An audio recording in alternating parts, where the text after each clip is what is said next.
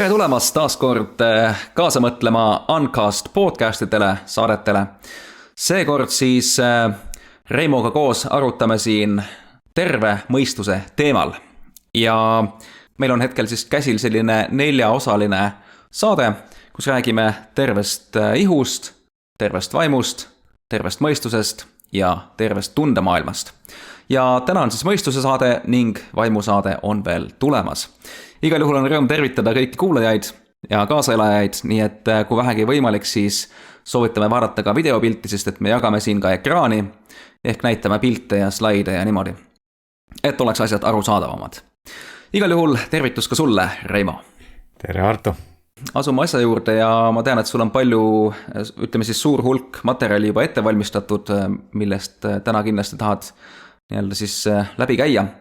Ja alustame äkki sellest, et ma jagan oma ekraani siit kiirelt ja teeme otsa lahti sellise teemaga nagu Mandela efekt. Ja tekib küsimus, mis Mandela efekt, mis asi see siuke on, et võib-olla poole kuulnud ja nii edasi, et kes see Mandela on. No Mandela on Nelson Mandela ja kogu see teema hakkas siis temast pihta selle koha pealt, et kunagi ammu olevat Nelson Mandela vanglas surnud. Nii, ja on suur hunnik inimesi, kes üle maailma mäletavad seda sündmust, et Nelson Mandela siis suri kuskil vanglas 80-ndatel, aga siis hiljem selgus, et ikkagi, et Nelson Mandela elab ja siis ühel teisel hetkel siis nii-öelda kuulutati välja, et Nelson Mandela nüüd suri. Ja siis nagu justkui inimesed olid üllatunud paljud, et mis asja, et oota, aga ta ju suri vanglasse, et mis mõttes, kas ma siis mäletan valesti, siis ta ei surnudki või mis teema sellega on, siis sealt hakkas kogu see teema pihta. Jah, see oli vist 2011, kui ma ei eksi, kui see Mandela siis teiskorda nii-öelda suri. Mul ei ole see nii teravalt meeles, aga see ongi, Mandela efekt ongi inimeseti erinev, et väga paljudel on, mäletavad ühtemoodi ja tavaliselt siis väiksem hulk mäletab seda, mis viimane versioon on, ametlik versioon. Mhm. Vahest on ka nii, et inimene mäletab vanamoodi ja siis, kui talle tutvustatakse seda uut realiteeti, siis ta saab nagu uuenduse justkui, reaalsuse uuenduse ja siis ta hakkab raiuma, et jah, ikka uut moodi oli. Et nii juhtub ka tihti, et täitsa huvitav värk. Igal juhul, jah, nüüd kui ma ise sellest Mandela efektist kuulsin, siis alguses ma olin nagu skeptiline, aga siis nähes mitmeid erinevaid asju, siis mul tekkis küll mõte, et midagi siin taga peab olema, midagi selle teemaga on. Ja sina, Reimo, juhtisid minu tähelepanu sellele tookord, et kui me rääkisime sellel teemal omavahel kunagi, et see Lõuna-Ameerika asukoht ja et kus ta kaardi peal on, et sa nagu ütlesid, et kuule Karto, et kas sa ei mäleta, et kus see nagu see Lõuna-Ameerika oli asus, eks ole? Et kas ta mitte ei olnud rohkem seal vasakul pool, seal Põhja-Ameerika all, ma ütlesin, muidugi oli, loomulikult oli, ma mäletan väga hästi, et oli.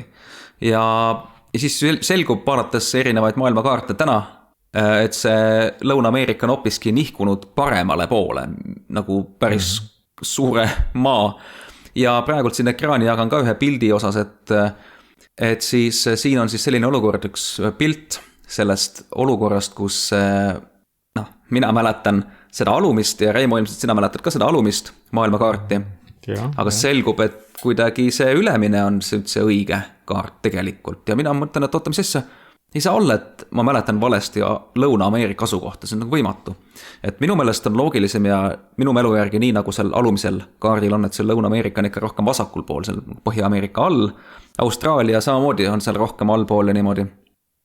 Ja siis Jaapani koha pealt üldse, sellega on oma ette teema veel. Aga jah, et mis siin veel teisiti on, ma praegult ei näegi, aga ma mäletan, Itaaliaga oli ka veel üks case, et see on ka natuke nagu kummaliselt. Siin on muide Gröönimaa erinevus ka, ma näen see Greenland, see on ka erineva suurusega siin märgitud, aga igal juhul ma olen päris kindel selles, et Lõuna-Ameerika ei olnud nii paremal, nagu ta siin ülemise pildi peal on. See on nagu väga kummaline. Praegu on ikka üsna Aafrika lähedal juba. Samas Lõuna-Ameerika lõunatippu ma nagu mäletan, et oli selle Antarktika Neeme poolsaarega seal ikka kohakoti justkui. varem ka, et noh, see Antarktika, kas see vanal kaardil on ka õige või ei ole, ma ei oska öelda. Aga jah, ta oli jah, see alumine kaart muidu tundub nagu tuttavam.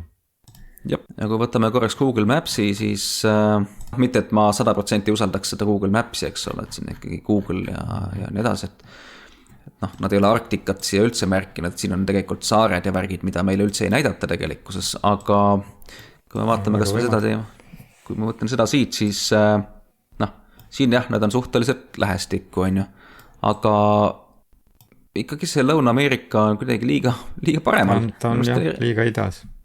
Just. Võiks rohkem olema kuskil siin, ma nagu mäletan neid kooli geograafia, et...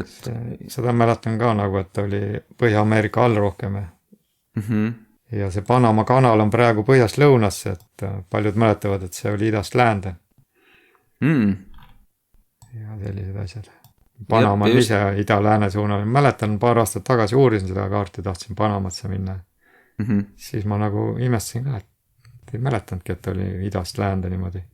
Paigutatud, et oli nagu põhja-lõuna suunaline pigem, aga... Just. Ja siin oli see Itaalia teema. Kas tõesti see saar siin oli nii lähedal sellele nii-öelda kinga otsale? Ei olnud minu arust. Minu meelest ka ei olnud. Minu arust siin ikka mingi vahe oli sees, et nüüd on nagu rohkem, et see on nagu nii-öelda virutab varbaga sellele siia, et vanasti on ikka, siin oli ikka suurem vahe sees. Vanasti ikka Saapal oli hoovuturuumid. Just, täpselt. Nüüd on nagu kuidagi kummaline midagi. Komistuskivi juba.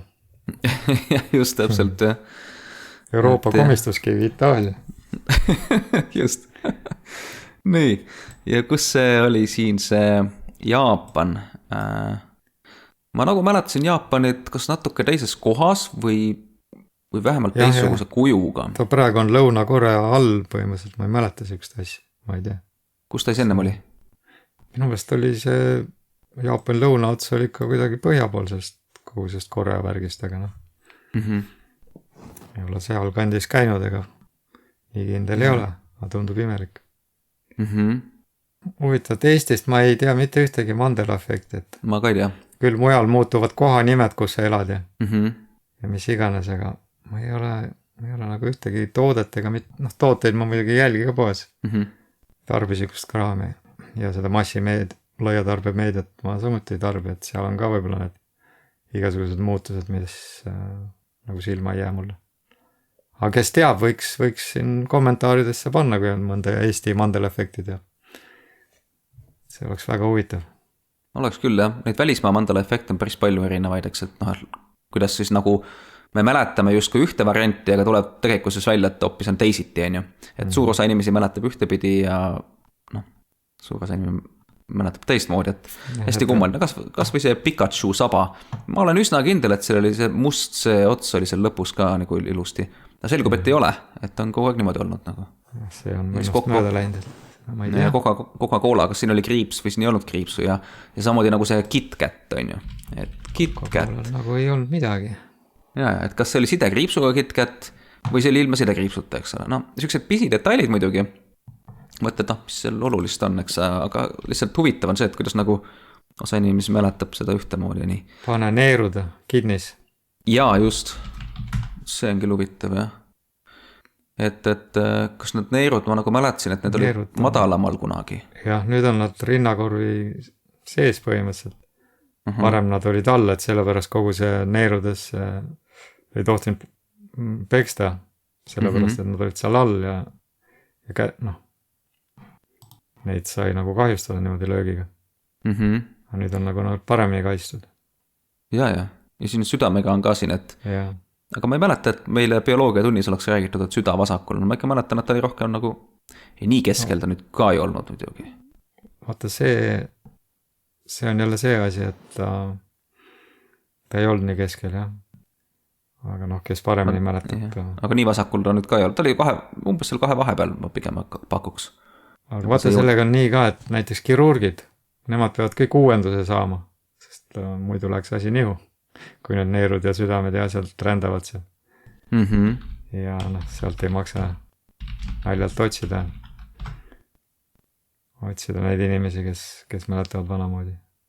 Aga võib esineda muidugi. igal juhul neid Mandela efekte on nagu päris mitmeid ja huvitavaid ja nii edasi. Osad võivad lihtsalt olla valesti mäletatud sisuliselt ja et seda tuleb ka ette, et... Siin tuleb nüüd tulevad mängu need jäänukid, residue inglise keeles. Et näiteks Beirut, Liibanoni pealinn. Mina mäletan, et oli alati Beirut, aga osad inimesed vannuvad, et oli Beirut. Ja on leitud artikleid, kus tähendab Beirut on pealkirjas, aga artikli see URL, veebi aadress, seal on endiselt Beirut. Assoo. Võib-olla tõesti oli Beirut, ma ei tea. Ei ole küll kedagi kohanud, kes nii mäletaks päris elus.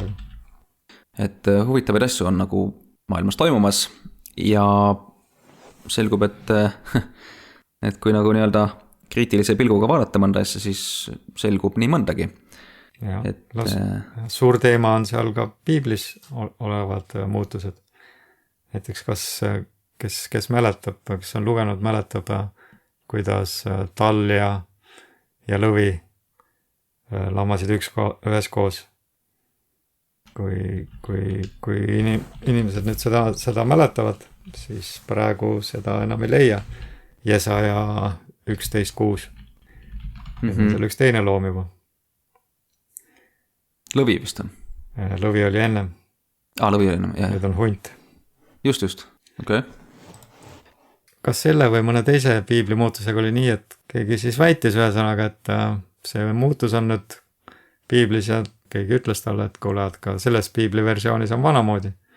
Et see on lihtsalt mingi online tõlke viga või erinevus ja siis mõne aja pärast muutus selles teises versioonis ka ja mitte online, vaid paberraamatus. See, mis tal juba ammu olemas oli. Ja. 100 aastat võib-olla. Ja isegi niimoodi, et alguses ei muutugi kõigis. Näiteks üks muutus on see, et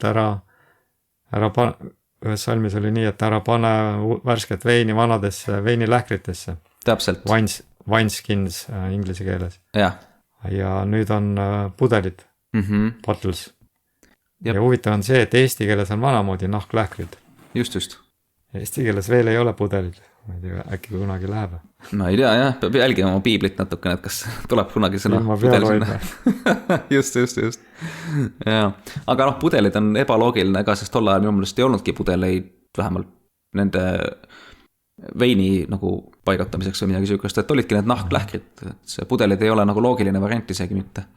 Üks efekt, mis on mul väga teravalt meeles hästi, on selle musta avokaado nimi. Sest ma olin suur avokaado fänn siin mõned aastad tagasi. Ma teadsin täpselt, et see on Haas avokaado.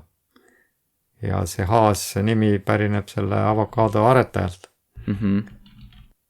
Ja nüüd selgub, et ta on Hass. Mitte 2 H-ga Haas enam, vaid Hass avokaado, nagu seal näha. Ja on isegi näiteid, kus on veel säilinud see Haas mõnel pakendi peal. See on selline huvitav erand, et tavaliselt sellist asja ei ole. Aga... Ja, see on huvitav. Ja selle mehe nimi on alati Hass olnud. Wikipedia järgi vähemalt, et seal ei ole küll mingist nimemuutusest juttu. Okei. Kus suures selle Lõuna-Ameerika osas tulen korra tagasi. Meie 2 ei ole ainsad, kes seda muutust on märganud. Just vaatasin mingi aeg ühe video, kus üks mees, kes tunneb kaarti nagu väga-väga hästi. Ütles, et ta näeb ka ära, et siin on valesti see Lõuna-Ameerika ja Gröönimaa ja Jaapan ja igast asjad seal veel juures, et ja mis seal olid, mingi Puerto Rico oli mingi vale kujuga või mis seal oli.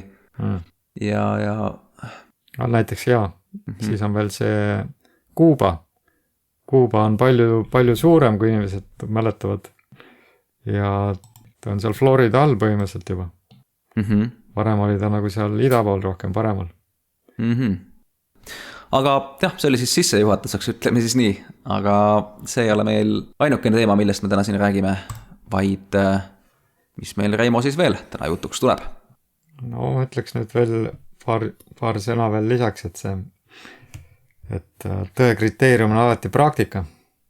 Loodus ei valeta kunagi, et see, mis sa looduses näed ja saad katsuda ja katsetada, see on reaalsus. ja sellest tuleks alati lähtuda. Kuidas inimeste mõttemaailma saab muuta? Seda lühinimi sellel on propaganda. Propaganda üks põhimõtteid on see, et tule lagedale suure valega ja korda seda pidevalt ja kõikjal. Ja inimesed jäävad uskuma lõpuks.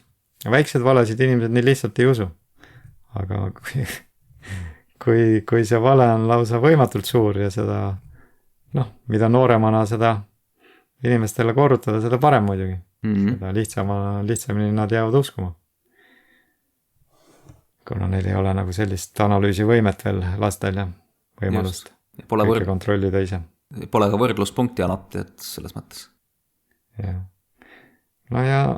Seda propaganda selline vastumürk minu arvates on samamoodi, et individuaalsel tasemel see, et teed endale ajupesu heas mõttes.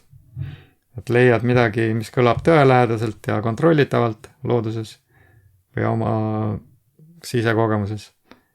Ja siis lase seda endale erinevatest allikatest eri vaatenurkade alt korrata pidevalt ja kõikjal.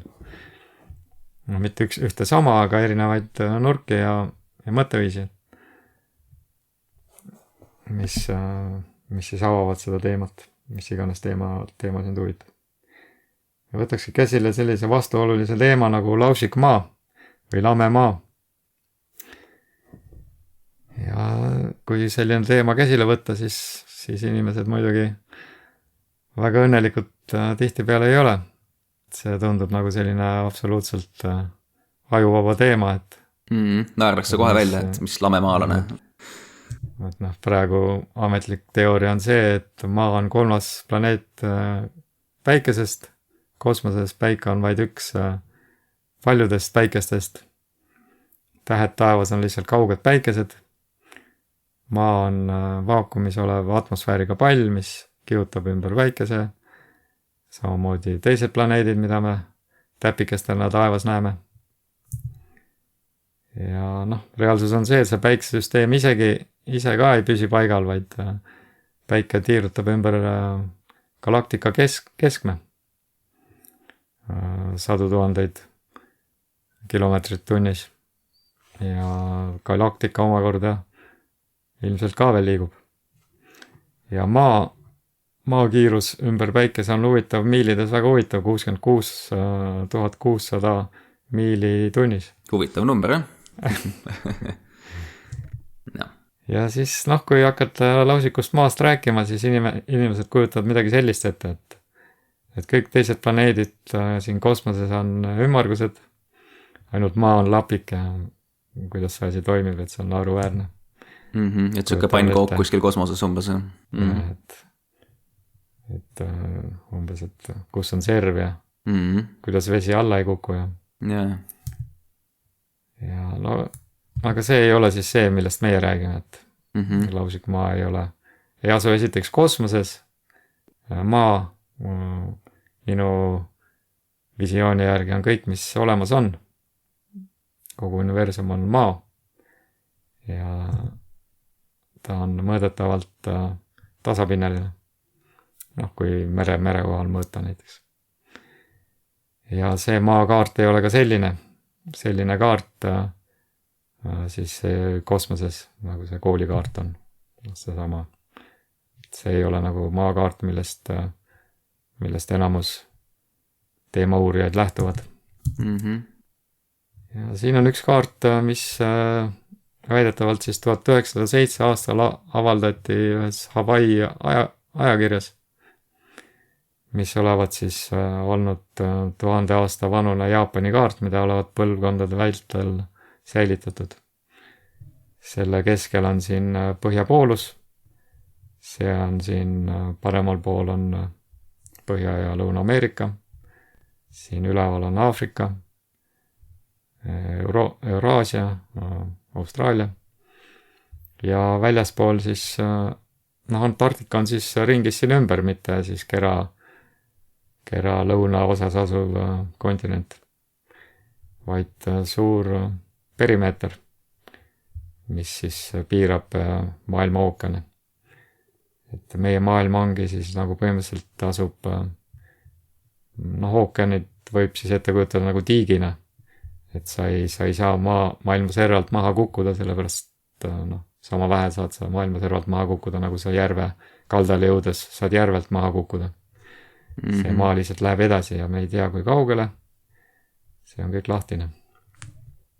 Jep, nii et seal keskel on siis põhjapoolus on ju, ja sealt kaugemale minnes nii-öelda nendesse servade suunas alati on nii-öelda lõunasse suundumine siis, eks ole. Et just. No see on üks 19. sajandi Gleasoni kaart, väga tuntud siis teemauurijate hulgas. Siin on siis näha, kuidas Antarktika on siis igal pool. Ümbritseb ookeane. See on siis, seda ma leidsin alles täna, see on siis väidetavalt üks lennuväe kaart aastast 1945, mida siis kasutati sõjastrateegias ja õhureisides.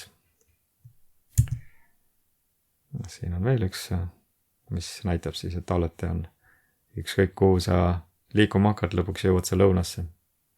See gloobuse peal on see erinev, et kui sa lähed lõunasse, aga lõpuks tuled põhja tagasi. Aga noh, reaalses elus seda ei ole kunagi tehtud. On tehtud ümber maailma reise, umbes mis on siit Ameerikast startinud, läinud siit läbi Lõuna-Ameerika Antarktikasse, siis väidetavalt halva ilma tõttu tagasi tulnud kuskilt siit üle Vaikse ookeani ja siis läinud ametlikult kirja ümber maailma reisina. Noh, ümber maailma reis oleks see, et sa hüppad siit sisse ja siis kargad siit välja, eks ju. No see on üks eriti huvitav kaart, et ühel inimesel on tulnud lausa mõte, et maailmakaart on jäädvustatud, no mingi mineviku seis ilmselt on jäädvustatud kuu pinnale, et mingi trikiga siis kuu kontraste värke muutes, siis leidis ta sellise ala, mis vastab ligikaudselt maa kaardile, et on isegi kõik riigid seal ära märkinud. Noh, see on selline suht keeruline, see oli vist Aafrika ja see on Põhja-Ameerika, Lõuna-Ameerika. Päike tiirutab siin, päike on lähedal, eks, ja kuu tiirutavad ümber põhjapooluse siis. Ja omakorda see magnetpoolus siis tiirutab ümber seda suurema maa keset. Mööda seda joont siin. Seda suuremat, paksemat punast joont. Ja mis tähendab, et päike liigub kaasa. Praegu ongi siis see ala ilmselt on kõik jääs. Ja meie osa on päike lahti sulatanud. Ja kui see jääaegade jutt vastab tööle, siis nii see toimubki, et päike liigub edasi aja jooksul. See, kus meie elame, jääb külma kätte ja jäätub. Ja siis elu liigub siia uutele aladele. Võetakse uued kaardid kasutusele. See on päris huvitav teooria. Okei, sellist ma ei kuulnud. Mina olen aru saanud, on siis see, et maa kui selline otseselt nagu ei liigu kuskile, et üks asi on selge, et me ei tiiruta, ei pööruta kuskil kosmoses ringi, galaktikad on lihtsalt Photoshop ja noh, selles mõttes me püsime ühe koha peal kenasti fikseeritud paigas ja et see paik on disainitud, spetsiaalselt mõeldudki selleks, et me võiksime siin reaalselt elada ja siit nii-öelda siis tulevikus ka loomulikult edasi minna, ma mõtlen vaimsesse maailma, aga see on juba natukene teine jutt, pikem jutt. Osad galaktikad, need Hubble'i, need süvakosmose galaktikad, need võivad vabalt olla Photoshop, aga noh, see Andromeda galaktika, noh, mingi udu on nähtav isegi siin binokliga.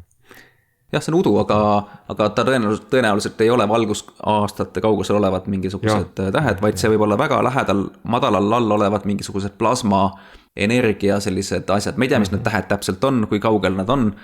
See võib kõik olla siin vabalt alla 500 kilomeetri raadiuses kõik, ütleme, selles mõttes. Et tegelikkuses, noh, meile räägitakse ühte juttu, ja üks asi, mida me näeme, siis me lihtsalt usume selle jutu põhjal, aga lõppkokkuvõttes, noh, keegi ei saa täpselt kindlaks teha, et näed, tähed on täpselt nii kaugel, nii. Ja selle lausiku maa tutvustamine ja kõik need teemad, millest me räägime, see on lihtsalt mõtteaineks. Et mina ei väida siin midagi, lihtsalt on väga huvitav on erinevaid seisukohti nagu analüüsida ja tunnetada, läbi tunnetada. ja läbi katsetada. No üks versioon on veel see, et maa on ainult üks päikesesüsteemidest. Päikesesüsteemi all mõtlen ma seda, et meil on siin oma väike päike, mis sulatab meie rõngakese jääst puhtaks. Siin kuskil kaugemal on teine, siin kolmas, oma päikestega. No, kõik kultuurid läbi aegade on siis võtnud ka seda maad nagu siiski lausikut pinda. Ainult siis nüüd kõige värskem NASA ja NASA-eelne heliotsentriline lähenemine siis räägib kerakujulisest maast. Et siin siis on see NASA, väike üksik NASA siin ümber. Just. Ja noh, paljud kultuurid paistavad siiski midagi kosmose munasarnast nagu uskuvat, et võib-olla on see meie kosmiline muna on ainult üks elusfääridest, et neid on võib-olla tõesti on selline, mitte vaakum küll, aga selline ruum olemas, et võib-olla on kõrval teine või ka üks variant. See on see pilt. No jah, siin see praegune maakaart või gloobus siis eeldatavalt kosmosest tehtud pilt, aga noh, see on tehtud ühe NASA selle graafilise disaineri poolt. Simmons või kes ta oli. Tema siis copy-paste'is neid pilvi siin ja ühesõnaga pilvkatte tekitas. Ta kasutas neid nii-öelda satelliidipilte, sellest räägime ka hiljem. Ja kleepis need kokku siis nagu sellele kerale ja siis tekitas pilved sinna copy-paste'iga. Copy-paste ja kloonimistööriistaga on klooninud lihtsalt pilved sinna kenasti ja siis ma mäletan seda videot, kus ta näitas ka midagi, siis oli see, kuidas ta pani seda valgustust sinna juurde, vaata ülemises ruudus on see nagu heledam valguse mingi punkt. Ta pani selle ise sinna juurde, lihtsalt disainis, lihtsalt pani Photoshopiga selle sinna juurde. Siis keeras seda sinist värvi natuke paremaks, siis pani mingitugust kuma juurde ja igast asju, et nii-öelda see töötles, see on täielik Photoshop vaata põhimõtteliselt. Et kui keegi mõtleb, et see on nagu päris foto maast, et näe, meil on ju tõestus, näe. Siin samas reaalne foto maast, siis noh, see ei ole reaalne foto maast, see on ühe Photoshopi venna poolt tehtud asi. No ja siis tuleb muidugi mängu ümber maailmade reiside teema, et noh, et väga paljud inimesed on teinud ringi ümber maakera ja noh, siit on näha, et lausiku maakaardi peal on see lihtsalt tiir ümber kontinentide, et ei ole midagi võimatut. Just. Ka selle mudeli põhjal. Siis on see, et kuidas ajavööndid saavad esineda, et üheskoos on pime, teises valgelt. Päike siis ju peaks kogu ketele peale paistma, kui inimesed kujutavad ette ketas kosmoses. No, nagu ma rääkisin, mingit ketast kosmosest ei ole ja päike on lähedal. Ja maa lähedal ja ei valgusta suurt ala ja valgus ei levi lõpmatult. Seni kuni atmosfäär muutub liiga tihedaks päikese sinu asukoha vahel, seni sa näed päikest ja saad valgust. No siin on kuulus Erastostenese katse, mis ta oli siis 2500 aastat tagasi tehtud või mingi Kreeka või Aleksandria kandi mingisugune teadlane, kes siis erinevatel andmetel siis kas kahe kaevu abil, mis olid 500 miili või kilomeetri kaugusel üksteisest, siis testis neid päikese valguse langemisnurki, et kui ühes kohas oli päike pea kohal ja teises kohas muutis nurga, siis järelikult maapind on kumer, kuna päike on lõpmata kaugel. Ja siis selle põhjal arvutas välja maa selle samuse läbimõõdu. Ja ümbermõõdu ja kõik asjad, aga samamoodi toimib see sel juhul, kui päike on lähedal. Siis üks kaev on või pulk on tal päikese all, eks ole, kui päike on seniidis seal. Ja teine on põhja pool sellest näiteks. Ja siis muud samamoodi nurk. Ja saad need nurgad kätte ja arvutad selle lausiku maapinna kumerusele. See nagu ei tõenda midagi.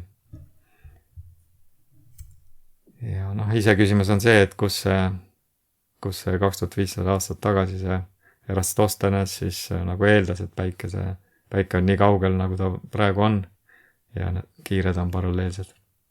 et alati on need päikesekiired nagu, kui sa näed kuskil pilvede vahelt tuleb, siis ikkagi sa näed neid nagu lehtrina laiali minevat, et paralleelseid nagu silmaga näha kuskil ei ole.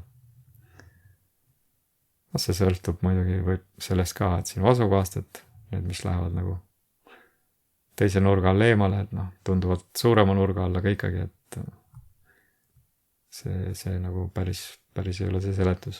Just, ühesõnaga maa püsib paigal ja lähedal olev päike, võib-olla ma ei tea, 50 kilomeetrit läbi mõõta, midagi sükest on ju, sõidab kuskil selle üleval ringi, lihtsalt tiirutab meie pea kohal kuu samamoodi, tähed samamoodi, lihtsalt käivad meie pea kohal lihtsalt ringi.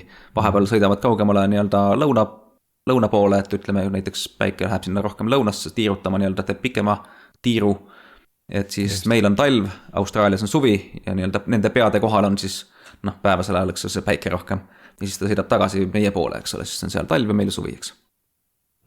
Just, see on päike suvisel pööripäeval läheb mööda vähipöörijoont, mis on 23,5 kraadi siis põhjalaiust ja siis on ta meil hästi lähedal ja siin põhjapoolusele lähematel aladel ta ei looju vahepeal, võib-olla nädalaid või kuid, sest ta ei lähe piisavalt kaugele lihtsalt.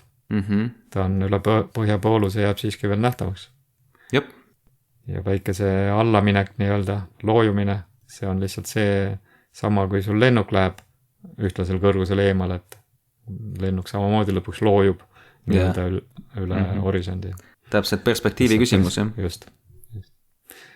Ja siin näiteks selle pildi peal on tehtud 2 korda aastas, kui päike on selle koha peal täpselt, on võimalik näha neid mäetippe. Canigou mägi vist oli Hispaanias ja seda saab vaadata Prantsusmaalt. Ja kõiki neid kõrgusi arvesse võttes, vaatlemiskõrgust ja selle mäekõrgust, Canigou kõrgust, siis see peaks olema üle 1600 meetri allpool horisonti tegelikult see kõige ülemine tipp. Aga ta on näha, lihtsalt atmosfääri tihedus ei luba sellest päikese peegeldusel mäe pealt ei luba lihtsalt jõuda nii kaugele, aga päikese valgus on piisavalt tugev, et see jõuab ja siis siluett jääb näha. Ja siin pildi peal on näha jällegi, kuidas sama kõrged mäed on, need mäetipud on ühe kõrgusel. See sõltub ka muidugi pildistamise kõrgusest kuigi palju, aga hea illustratsioon, et asjad kaovad silmis sellepärast, et üks asi on see, et atmosfääri tiheduse tõttu ja osakeste tõttu atmosfääris. Ja siin tihti kasutatakse kerakujulisuse rõhutamiseks siis neid kalasilm läätsi. See on niisugune lainurg lääts GoPro kaameratel näiteks, mis võimaldab võimalikult suurt ala näha. Aga see põhjustab jah sellise efekti, et kui selle horisont jääb selle kaamera objektiivi tsentrist ülespoole, siis tekib selline kumerus. Ja kui see horisont jääb kaamera tsentrist allapoole, siis tekib nõgusus. Ja alumisel pildil on kasutatud tarkvaralist spetsiaalset GoPro objektiivi korrektsiooni. Ja siis see nagu automaatselt viib selle asja üsnagi tasapinnaliseks juba. Just, ehk siis reaalseks. Varasema teema juurde tagasi tulles, et kus on siis lameda maa serv.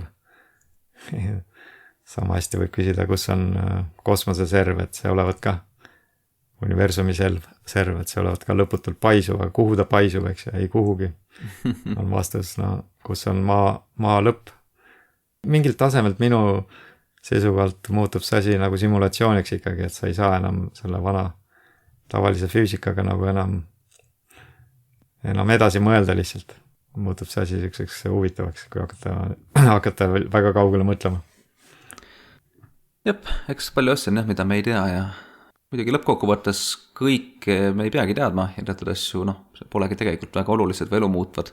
Aga mis see lameda maa teema üldse on, et miks see on oluline, siin tuleb lihtsalt mängu see, et kui kogu see asi on disainitud ja ka piiblis on kirjas, eks ole, et kuidas see nagu loodi, eks ole, nii edasi, et kõik see nii-öelda vahekiht pandi sinna üles ja et siis see kõik näitab seda, et meil inimestena on väärtus ja me oleme loodud ja teadlikult siia paigutatud ja et noh, kõik on nagu ühe plaani kohaselt organiseeritud, hea plaani kohaselt siis. Aga vastasel juhul, kui kõik see on nii-öelda NASA jutu järgi, eks ole, sükene ümar kera ja mis ta on see lihtsalt suvaliselt nii-öelda Big Bang, eks ole, oli kunagi, nagu nad väidavad, et millest kõik siis tekkis ja mateeria ja mingid rakud ja kõik asjad iseenesest kuidagi lambist, et siis nagu põhimõtteliselt see viib selleni, et me oleme lihtsalt ahvist arenenud, täiesti mingi suvaline kosmosetolm, et ilma eesmärgita, eks ole, et siin on kaks erinevat asja, milleni kumbki erinev asi välja viib siis. Jah, täpselt. No, siin järgmine saade on meil vaimu teemal, et siin ma olen üht-teist lugenud vaimumaailma reaalsuse kohta, realiteetide kohta ja siin tekib ka mitmeid paralleele, et seal on ka niimoodi, et sa ühest sfäärist ei saa teise üle minna, kui sa ei ole selleks valmis. Et võib-olla on ka mingil tasemel selle maa peal ka niimoodi, et sa saad liikuda teatud piirides ja võib-olla saad mingi, mitte just vaimumaailma minna, aga mingile teise sagedusse üle minna võib-olla siis mingi teistsuguse mehhanismiga. Kui sa lähed sinna lõunasse või põhja, sest põhjapooluse ümbrus on ka suht keelutsoon. Lennuliinid lendavad põhjapoolusest nagu mööda, minu teada. Just. Ja ma tean inimesi, kes põhjapoolusele on läinud ja neid peeti kinni seal Vene sõjaväebaasis ja küsitleti pikalt, et mis teil sinna asja on, sinna põhjapoolusele. Ja siis jäädi vastusega rahule, siis nad said minna, viidi kopteriga kohale vist kuhugi sinna lähemale ja siis nad GPS-i järgi läksid siis kohale. Aga see GPS on muidugi USA militaari sõjaväe kontrolli all, et see näitab, mida vaja. Ja siin on jällegi väike näide, kuidas me ei saa lõpmatult näha kuskilt Saaremaalt, ei näe Taanit võib-olla või lihtsalt üks asi on see õhutihedus. Mere kohal on veel tekib lisaefekt, on veeaur. See tekitab sellise suurendusefekti, mis võimendab aeg-ajalt seda, et näiteks mingi linna siluett sul ülemised osad paistavad, alumine ei paista. Teine päev jälle paistab rohkem. Ja mõne pildi peal on näha, et on nagu rõdud majal, 20 korrust näiteks, ja selle korruste kõrgus nagu muutub. Ja see on selline atmosfääri horisondi lähedal tekib selline kokkusurumise efekt. Et jääb mulje, et korruste kõrgus järjest suureneb maja ülemisel korrusel, tegelikult on muidugi üks ja sama. Et siin on palju nüansse, et laevad kaovad üle horisondi. Mitte selle tõttu, et nad kaovad kumeruse taha, vaid jällegi selle tõttu, et samade efektide tõttu, et perspektiiv esiteks, siis see veeauru suurendusefekt, siis õhutihedus, osakeste hulk seal peal veeauru. Ja et ei ole see, et ta läheb nii-öelda üle veekünka nii-öelda siis, vaid Zoomi kaameraga, kui sul on siuke hea Zoomiga kaamera, sa saad lihtsalt nii-öelda zoomid sisse ja sa saad selle laeva nähtavale, et mis muidu on hästi kaugel, alguses sa ei näe üldse mingit laeva, siis zoomid, eks ole, vaatad, laev ilmub, zoomid veel, ja näed tervet laeva näiteks lõpuks, et see on täiesti võimalik, YouTube'is videosid küll selle kohta. Korra see mõte, et ma arvan, et selle videoga me kindlasti ei suuda tõenäoliselt täielikult 100% ära tõestada, et maa on lame või tasandiline, eks. Aga see ei olegi eesmärk. Jaa, see ei olegi eesmärk. Eesmärk on saada inimesed mõtlema ja ise oma analüüsi ja uurimisi tegema, kui on tahtmist seda teha, eks.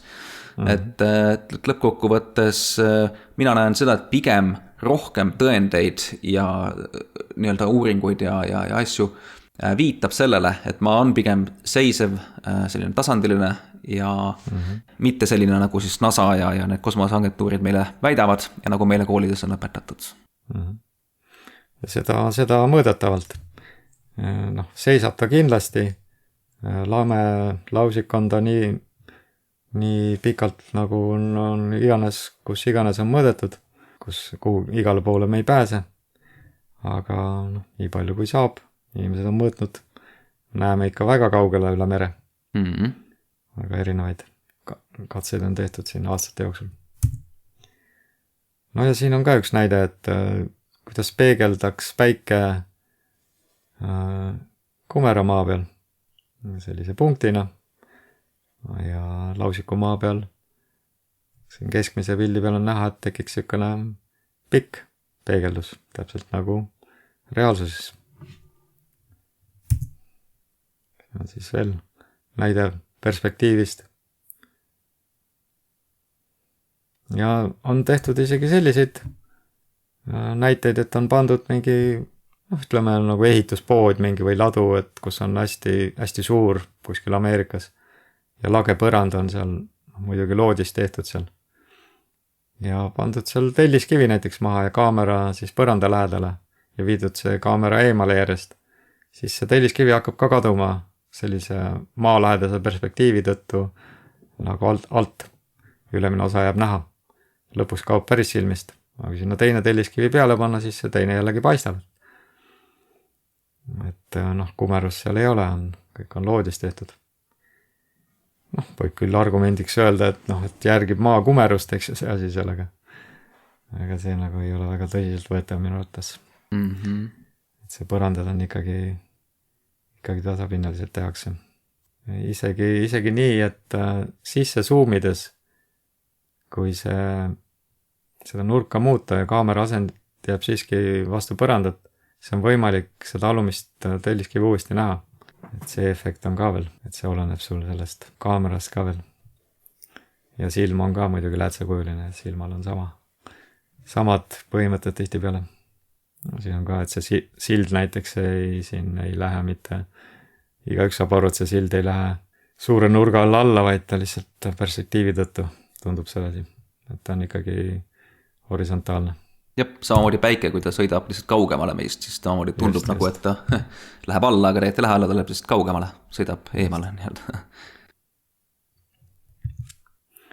Ja noh, siin on veel näide, kuidas siis, miks päike valgustab ainult osa maapinnast, sellepärast, et ta on lähedal. Ta ei ole 96 miljoni kilomeetri kaugusel. Huvitav on see 93 miljoni miili kaugusel ja ma vaatan palju Ameerika videosid, et see on 150 miljonit kilomeetrit umbes. Vaid palju lähemal, kui lähedal, kas ta on füüsiline või on ta projektsioon, see on ise omaette teema juba. Just räägitakse ka elektrilisest päikesest juba täna, et arutatakse, et võimalik, et päike on midagi sellist, et see liigub seal üleval ja nii-öelda, et tuleb sellest päikesevalgust, aga lisaks ta mõjub siis sellele lämmastikule, mis seal üleval on niimoodi, et nagu paneb helendama selle, ehk siis tekib päevavalgus, ehk siis päiksevalgus ja päevavalgus 2 erinevat asja.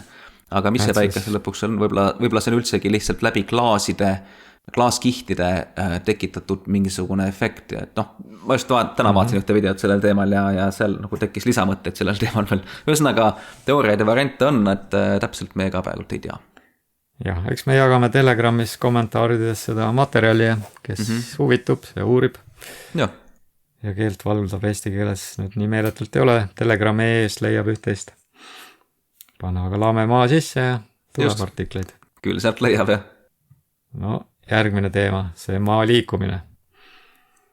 Et üks teema on see Coriolis'e efekt, et väidetavalt siis snaiperid peavad arvestama maa liikumist ja arvutama välja siis, et kuidas seda sihtimist teha. No, ei ole snaiperi manuaalides või juhendites sellist asja. See on arvestavad ainult tuule suunda. Ja üldse igasugused rakettide laskmised samuti. Minu teada kalkuleerivad seisva tasandilise maa järgi, mitte pöörleva kumera siis sfääri järgi kuidagi pidi. Kõik need igasugused kaurid ja värgid. Kaugmaa raketid, ründeraketid ja kõik asjad.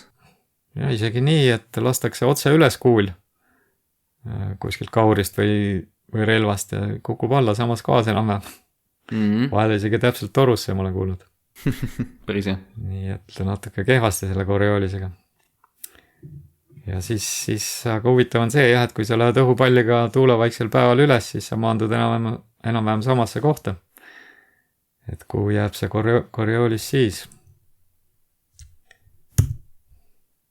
siin on sellised asjad on siis võimalikud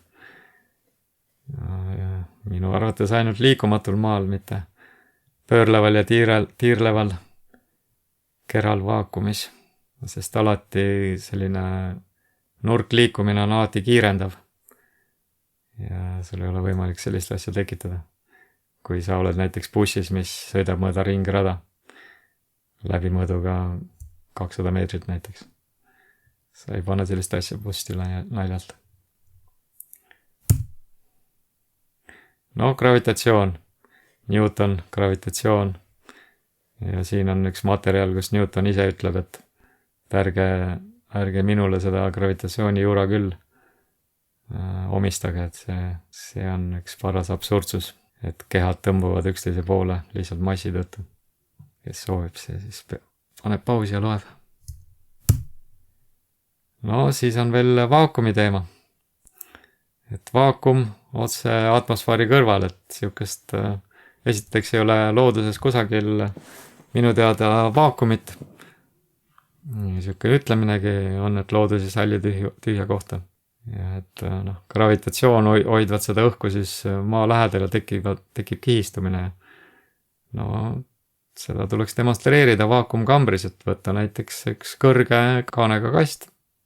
tekitada see vaakum seal vaakumkambris ja siis võtta see gaas pealt ära, et siis peaks ka kihistumine tekkima seal.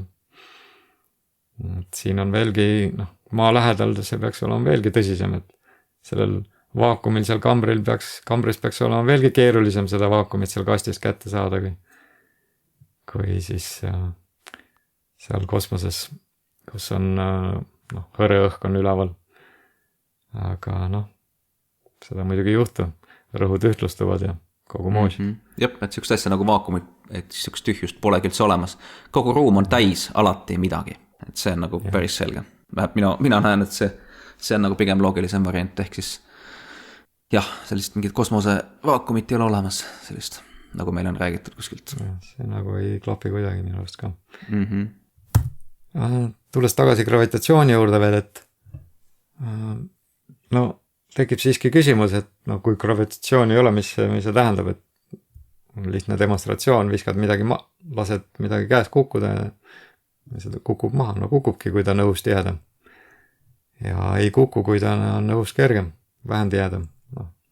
Nagu mingi heeliumõhupall tõuseb lae alla, eks.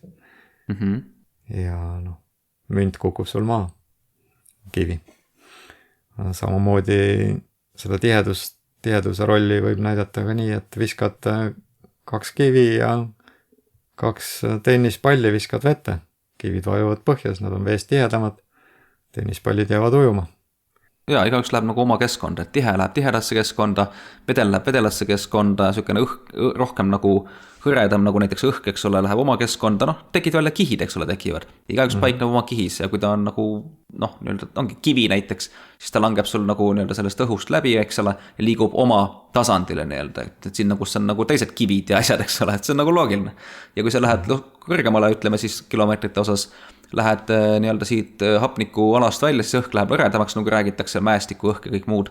Lähed sealt edasi, siis mingi hetk tuleb vastu tõenäoliselt mingi lämmastiku ja heeliumi kiht, kus siis enam hapnikku pole, aga seal on heelium, eks ole, et see nagu hõljub ja sinna üles ära vaata ja ilmselt jääb pisama sinna ja sealt heeliumi kihist ilmselt läheb järgmine kiht midagi, eks ole, et see on sellised kihiti ja need kihid, kuidas selle kohta oligi, et nii-öelda buoyancy ja density ehk siis hõredus ja tihedus, et need määravad, et kus miski paikneb või viibib, et selles mõttes ruumis ja et need kihid on nagu omavahel eraldatud, et samamoodi siin just oli see eelnev see kosmose teema ka, et nii-öelda ühel hetkel lihtsalt hakkab nagu tühjus ja vaakum, et seda variant lihtsalt ei saa olemas olla, eks, et sealt läheb järgmine mingisugune kiht ja mingi aine on seal, eks ole. Igasugune kihistumine toimub ka ikkagi suletud ruumis. Et vaakumis ei toimu kihistumist, vaid lihtsalt dispersioon. Ja täpselt ja mõtlesin seda ka, et mõni küsib, aga näed, on ju tugevamad asjad ju kukuvad allapoole, et miks nad siis allapoole kukuvad. Aga tegelikult me ei tea, võib-olla see on mingit sorti õhurõhk näiteks, et kuna me oleme kinnises süsteemis tõenäoliselt, siis võib-olla on selles asi, et ülevalt hoopis toimub mingi surve, mis lükkab asju nagu allapoole nii-öelda selles mõistes, et nagu eemale, ehk siis nii-öelda kaugemale jah, siis allapoole nii-öelda, et me ei tea. Et pole tõestatud ka seda, et nagu, et räägitakse, et altpoolt nii-öelda miski tõmbab, nagu maa magnetväli justkui tõmbab meid allapoole, aga miks ei võiks olla variant, et miski lükkab ülevalt, vaata, et ka seda isegi Newton kaalus, kui ma õigesti mäletan, et ülevalt on nagu see mingi spirit push või mingi sükke asi kuskilt käis läbi, mäletan, lugesin mingi aeg, kuskilt jäi silma. No seal kindlasti midagi on, samas on suuremaid ja väiksemaid vaakumkambreid ja nõusid, kus on siiski näha, et asjad kukuvad alla. Jep, ja elektromagneetika ka, et väga võimalik, et neil on lihtsalt elektromagnetiline nii-öelda selline väli, kuhu nii-öelda need tihedamad asjad jäävadki, nagu nad liiguvad. See ei tähenda, et nad kukuvad sinna, aga nad lihtsalt liiguvad oma tasandisse, et kuhu elektromagnetiline jõud neid suunab, eks ole. Tasakaalu seisu. Võin paar sõna veel öelda, üks päris hea niisugune teooria on see, et kõik molekulid on toimivad inkoherentsete magnetitena, mis tähendab seda, et kui nad kokku panna, siis polaarsus jääb ühesuunaliseks. Et kui maapind on ühesuguse laenguga igal pool ja taevalaotus on teise laenguga, et kõrguse suurenedes on teada, et ka ütleme selle laia tarbeteaduses, et 100 volti iga meetri kohta tõuseb potentsiaal maa ja selle kõrguse vahel, et kõrgete mastide otsas maanduse katsumine võib päris ohtlik olla, kui see maandatud ei ole. Ja siis see elektromagnetism siis nagu näiteks kivil on sama märgiga loeng ja ühineb selle suurema kehaga, millel on suurem laeng, eks ju, maapinnaga. Et sellepärast kukub kivi alla, mitte ei liigu kuhugi mujale. Siin paneb tihedus asja paika, et kui see heeliumi õhupall, ta on piisavalt seda üleslükkejõudu, buoyancy, et ta liigub üles, mitte alla. Et see, kihistumine toimub. Jah, liigub oma keskkonda lihtsalt. Just. Siin üks teema on see Antarktika, et miks siis lendaga põruta Antarktikasse ja uuri palju süda lustib, aga siin on selline asi tuleb mängu on nagu Antarktika leping 58-9 aastast kuskil, mis nagu keelab iseseisvalt seal ringi tuuseldada. Tehakse küll ekskursioone siia Lõuna-Ameerika tipu lähedal sinna poolsaarele näiteks ja võib-olla mõnda muusse baasi, ma ei tea. Aga mingit omaette kolamist seal naljalt ei ole. Ja selleks on vaja taotleda lubasid, mis läheb maksma mitusada tuhat. Või isegi miljoneid keskkonnaload, mis iganes. Ja sa ei saa seda raha tagasi, kui keeldumine tuleb ja see keeldumine tavaliselt vist tuleb. Oleneb, kui usaldusväärne sa oled, aga kui see kuulub klubisse, siis ma eeldan, et sa ikkagi ei saa seal midagi toimetada. Ilmselt neil on seal mingid omad asjad, mis nad seal ajavad siis, et... Ja pealegi sellest joonest lõuna pooles ei tohi lisakütust võtta kaasa. 60 lõunalaius. Ja see on eesmärgi, et sa kindlasti sinna kaugemale ei saaks minna, aga tagasi jõuaks. Just. Siin on näha, kuidas see perimeetrit kaitstakse. Siin on Antarktika Lõunamere saared, Falkland nende hulgas, kus käis mäsu kunagi Argentiina ja Brittide vahel, Austraalias Uus-Meremaal. Ja samamoodi seal pidid olema nende poidesüsteemid, omavahel ühenduses olevate poidesüsteemid, mis hoiatavad. Radarid ka kindlasti saarte lähedal ja mis hoiatavad siis neid baase, kui keegi üritab seal omaette midagi toimetada. Just, ja muide Eesti on ka selles Antarktika treaties või selles asjas sees. Absoluutselt. noh, siin on siis näha ka, kus nad Antarktikas omakorda veel baasid on. siin on neid väga erinevate riikide omasid, USA, Venemaa, Prantsusmaa võib-olla ja sellepärast sinna ei tohi luusima minna, et seal võib väga huvitavaid asju olla, siin on igasuguseid jutte liiguvad.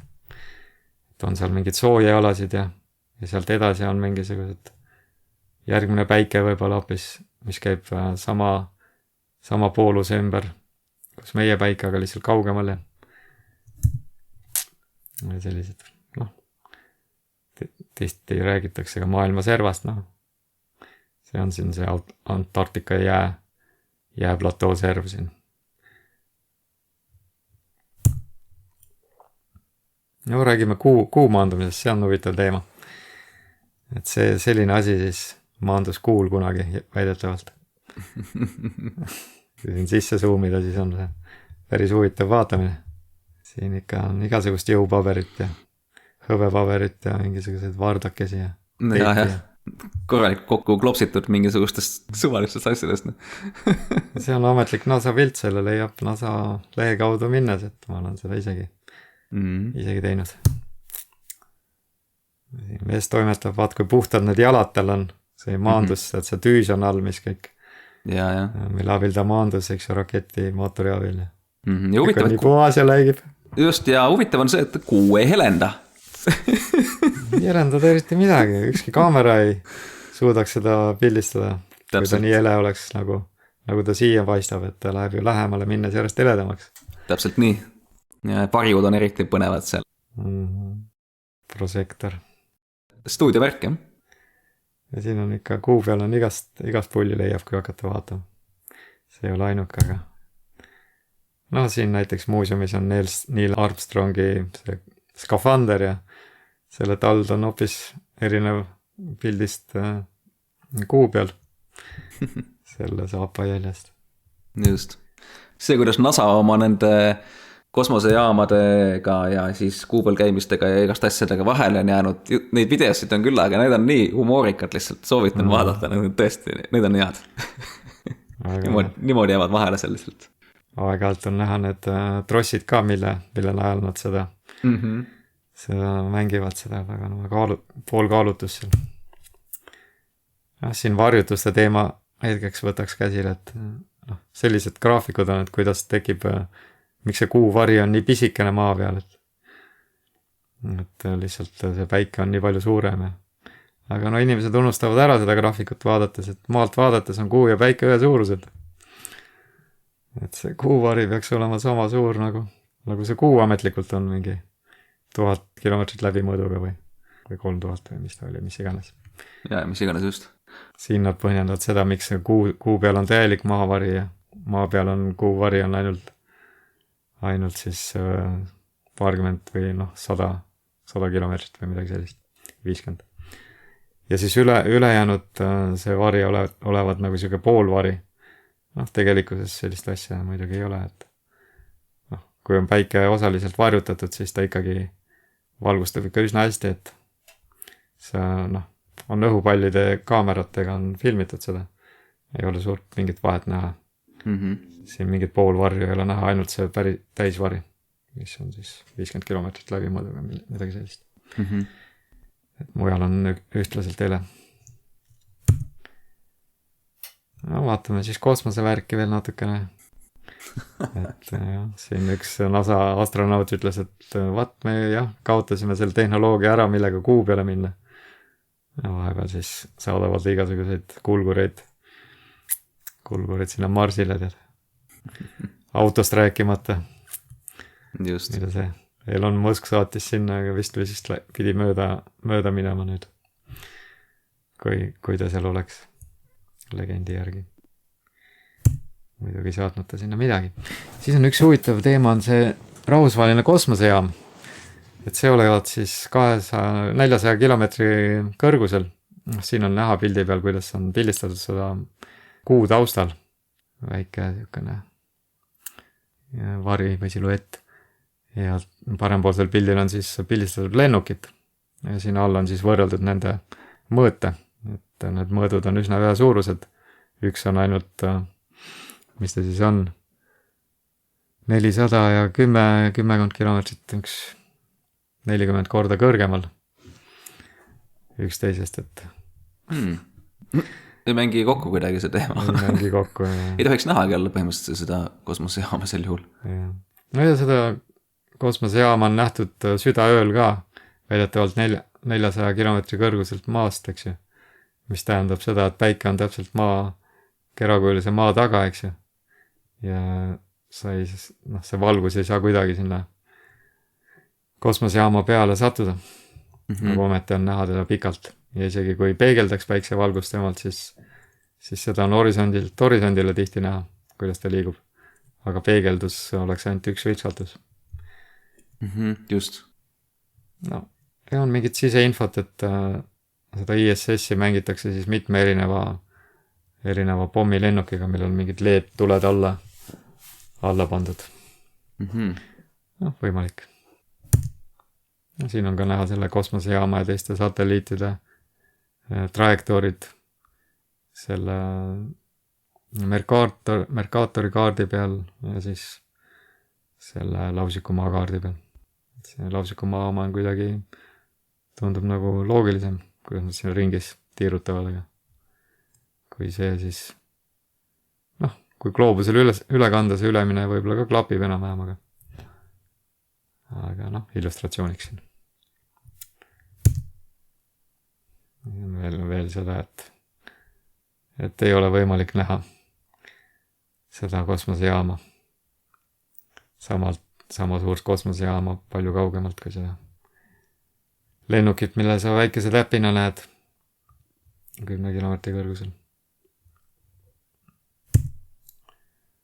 Ja kuidas nad seda kosmosejaama siis ja avakosmoses töötamist siis simuleerivad, neil on täielik koopia sellest kosmosejaamast ühes selles suures basseinis, kus nad siis harjutavad vastupidistes oludes. Seal on nagu see vesi üritab skafandrisse sisse tulla. Aga kosmoses üritab õhk välja minna. Ja siis seal nad toimetavad, aga huvitav on see, et neil on alati sukeldujad abis, et nad ei saa seal kuidagi hakkama. Ilma abilisteta. No siis ei ole midagi lihtsamalt, pannakse taust taha. No mis see pole üldse keeruline sükst asja kokku monteerida tegelikult ja sükst jama veel näidata. Inimesed võib-olla teavad, et väga lihtne on tänapäeval ka nagu otse ülekandes kõrvaldada videost objekte, et need sukeldujad aeg-ajalt on neil mingisuguseid vihjeid on näha, et nad tegutsevad seal, aga enamasti nad suudavad nad välja nagu toimetada sealt videotöötluse abil. Täpselt. Siin veel üks näide basseinist sukeldujatest, eks ju. Ja siis on leitud kuskilt kas Gröönimaalt või oli see Devoni saar, ma ei tea, kas see on õieti kirjas. Devoni saar, jah. Jah, Devoni saarel oli aga võib-olla see on ka Gröönimaal mingi peaks olema küll, aga ühesõnaga täpselt sama maastik on avastatud, mis Marsi piltide peal. Ei mingisugust Photoshopi, kindlasti mitte. Siis on see kuulus Felix Baumgartneri kosmosehüppe nii-öelda, kas 30 kilomeetri kõrguselt vist, kus siis oli näha, kuidas see maa on nii kumer. Siin on sama kõrgelt sellelt õhupalli kaameralt tehtud pilt. Nii lame. No ja siin on väike küsimus siis, et kui kõrgel ta siis oli ikkagi. Just, vana hea GoPro kaamera. GoPro kalasilm. Väänab horisonti kumeraks. Kalasilm ei vea alt. Just. Aga mis teibid siin on? No näed siis.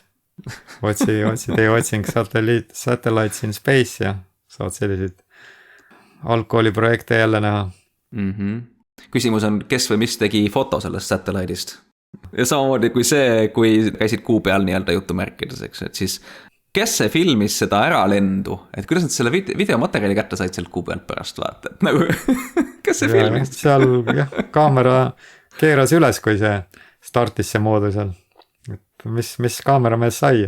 just ongi, et kui nad maandusid, siis oli ka vist kaameramees juba vastas ja filmis sealt juba, kuidas nad maanduvad sinna, vaata. ja keegi tegi pilti, kuidas Armstrong esimese jalajälje jättis sinna kuu peale. Tegi kuu pealt pildi sellest. eks see oli sama mees, kes üles minemist filmis pärast, et nii kemestada. Täpselt. Laste raamat tuleb meelde, kes oli ka kuu peal toimetati, et ju siis seal keegi on, natsid.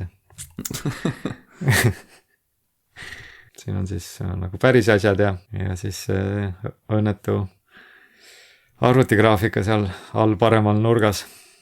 Vaene konservikarp Hubble'i teleskoop siis ei ole kunagi maa poole ega isegi mitte kuu poole pööranud ennast minu teada. Et mõni fotoke teha. Maru hea oleks vaadata, kus see solk on, mis seal NASA sinna maha jättis. Kuu kulgur vist jäi sinna ja mis iganes. Lipp ja just. Ja muu pahal. No ja see on see Hubble'i kaamera pildid siis räägitakse, et sellega siis võib-olla tõesti mõned pildid on tehtud. Selle lennuki peal olevat Sofia kaameraga. Keegi isegi helistas NASAsse sinna Hubble'i piltidega tegelejatele, kes see mees ise uskus, et ta saab need pildid Hubble'ilt. Ja siis ta rääkis sellest Sofiast ka vist, et see Sofia teeb täpselt samasuguseid. Siuke jutt oli, jah. Selle ma leian huvi korral üles, pange aga Telegrammi kommentaari. Vast leian. No ja kuidas siis toimub, jah, nagu see pilt oli seal veealustes kaablitest selline võrk on. Kaablivõrk, optilised ja muud kaablid kontinentide vahel, et kogu kontinentide vaheline side käib mööda neid kaablid, valguskaablid. Ja näed, huvitav on see, et ei ole otse sidet siin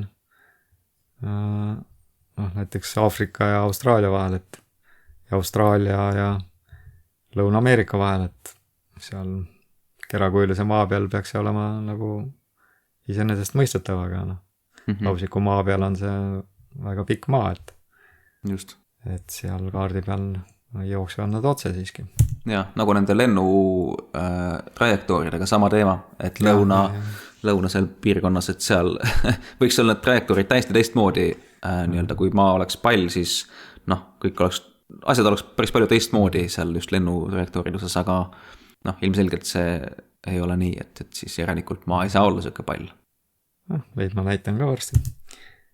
Siin on ka küsimus, et mille pealt need raketid siis nagu kosmoses reaktiivjõud, kuidas siis toimib, et mujal lennukid siis tõukuvad õhu pealt, laevad tõukuvad vee pealt, aga kosmoses on vaakum väidetavalt, et mille pealt nad tõukuvad, et siis väidetavalt ainult selle kütuse osakeste see tõukejõud, aga see kütus on väga kerge võrreldes selle süstikuga, et see liikumine oleks küll väga vaevaline, ma kujutan ette, isegi kui saaks vaakumisse minna siukse karbikesega.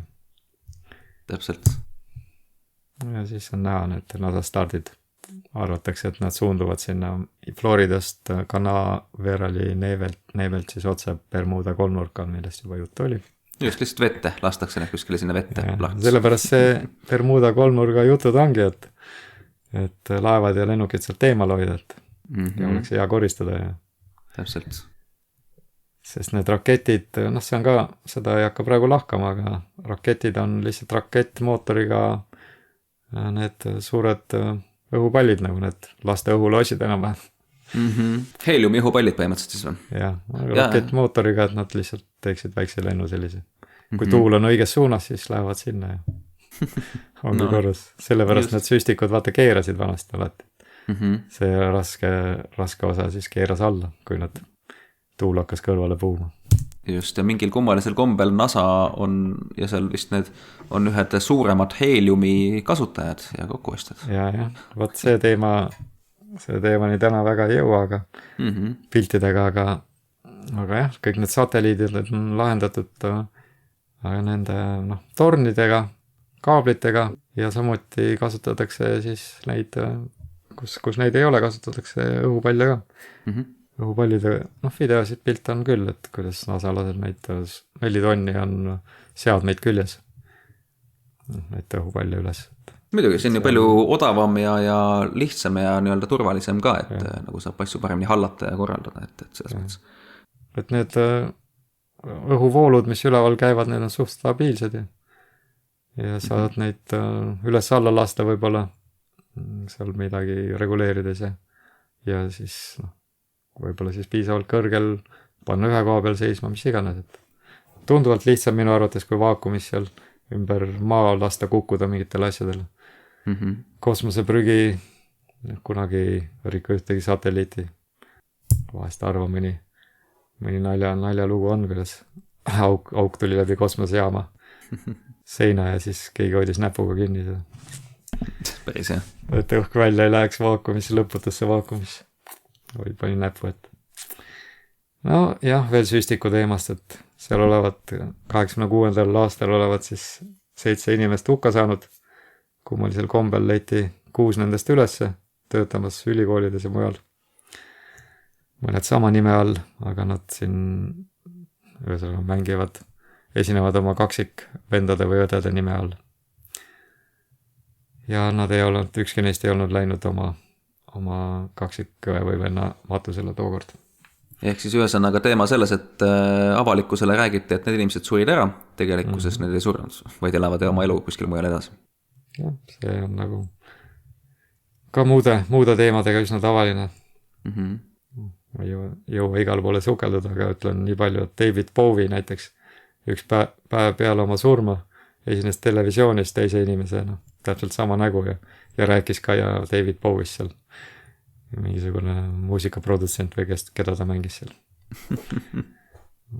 Täis komöösia. Vaat siin on need lennutrajektoorid, millest sa juba väike juttu tegid, et miks siis ei lähe Argentiinast Indiasse üle Aafrika see lend, vaid pika tiiruga üle Euroopa. Siin lausiku maakaardi peal loogiline. Üsna otse. Täpselt. Võetakse lihtsalt suurem lennujaam vahel, et rahval oleks kuhu minna. Et siin sama lugu selle Uus-Meremaa ja Peru vahel, et maru suure tiiruga minnakse. Teise kaardi peal jälle nagu klapib. Ja siis, näed siis, sellega on see jama, et lennukid lendavad nagu otse kogu aeg maa kohal, aga selle ümber kumeruse peaks kogu aeg tükk maad iga minutiga allapoole kalduma, aga lennukis on ka gyroskoop, et selle järgi seda horisonti hoitakse, et kuidagi nagu ei toimi see asi, et tunda oleks ka, kui see korrigeeriks see lennuk pidevalt. Ainuke argument, mis tuuaks, on see, et see gravitatsioon automaatselt teeb seda. Gravitatsioon on alati tuleb appi, et see on niisugune võlusõna.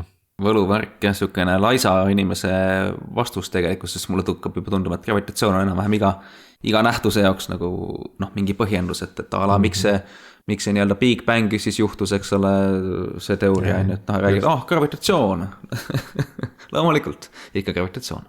No ja kaasaegsel teooria järgi isegi mitte Newton on juba ammu maha maetud, et see teooria, lisaks Newtonile endale ja Newtoni enda poolt maha matmisele. Ja nüüd on kasutusel teadlastel see Einsteini relatiivsusteooriast vist pärit mõiste, et gravitatsioon on aegruumi kumerus või midagi sellist. Mõtlevad jälle igast asju välja, mida tegelikult tõestada ei saa. Jah, et see Einsteini relatiivsus ei olevatki tulnud sellepärast, et lahti saada eetri kontseptsioonist. Ja. Michelson, Morley või Eeri läbikukkumise eksperiment või mis nad olid, et see nagu näitas eetri olemasolu tegelikkuses. Just, ja läbi eetri ju kõik need lained ju levivadki selle tõttu üldse töötabki raadio ja kõik asjad. Nagu vedelik sisuliselt lihtsalt. Täpselt. Sa ei saa merelaineid kuidagi merelained ei saa eksisteerida ilma mereta. Peab olema keskkond, milles laine levib. Lainet iseenesest laine ei eksisteeri. Helilained ei eksisteeri vaakumis. Peab olema keskkond ehk õhk.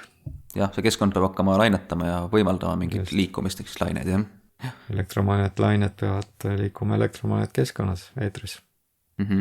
no eetril on nad uuesti tegelikult kasutusele võtnud lihtsalt teise nime all. Reimo, kas me oleme ka praegu eetris või? Nojah, igatahes oleme, sellepärast et mina olen mobiilinterneti taga. Just, otse-eetris, väga hea. Otse-eetris. No vaata ise nüüd siis tunnete, kuidas sa siis selle lennukiga lendasid viimati. Muuseas, üks Mandela efekt on siin pildilt näha, vaata neid lennuki mootoreid. Ja mõtle, kas sa mäletad, et nad rippusid niimoodi eespool tiibu. Nad olid jah tiiva all. Täiesti tiiva all olid. Ja nüüd vaata, otsi Google'da ja sa leiad jälle.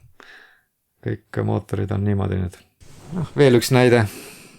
See teema rohkem ei kommenteeri pikemalt. Lausiku maa peal sama. Mercatori kaardi peal. Lausiku maa peal.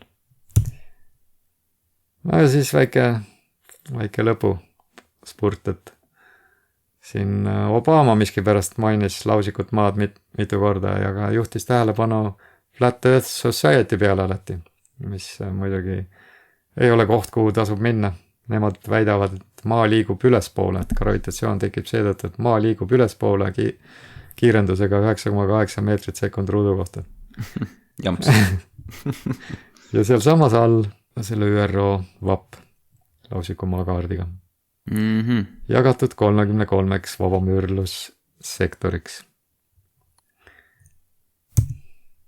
Jah, näed, miks see teema veel tähtis on, lisaks looja varjamisele, on see, et kõik see raha, mis läheb kosmoseprogrammidesse, kaasa arvatud Eestis, ja nüüd muudesse teemadesse, võltsingutesse, see kõik oleks saanud inimeste kätte jäädes, oleks saanud palju paremat rakendust.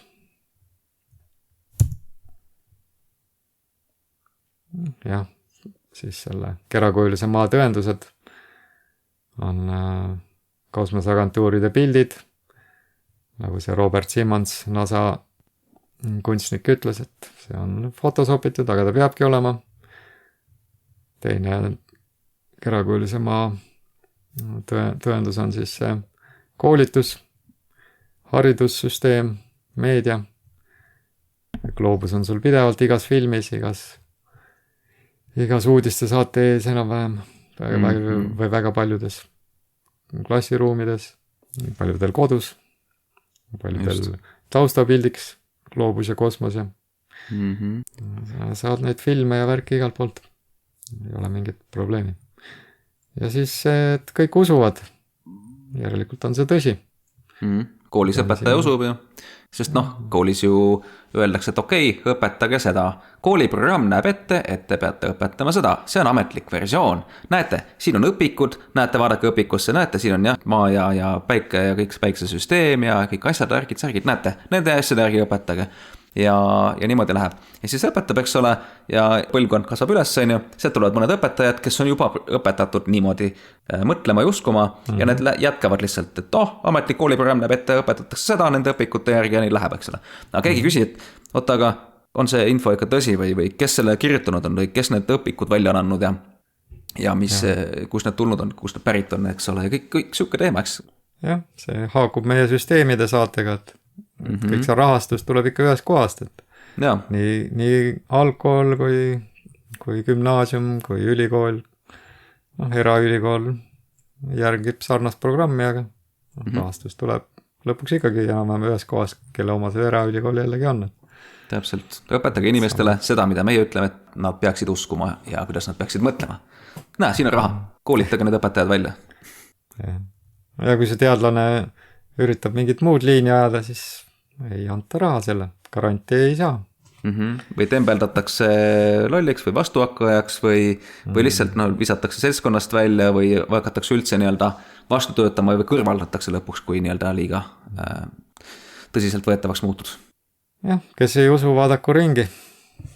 Et selline asi võimalik on, see pruugib ainult üritada alasti näoga poodi minna. On näha, kui palju inimestele see meeldib, kui sa väheke teistmoodi mõtled. Jep.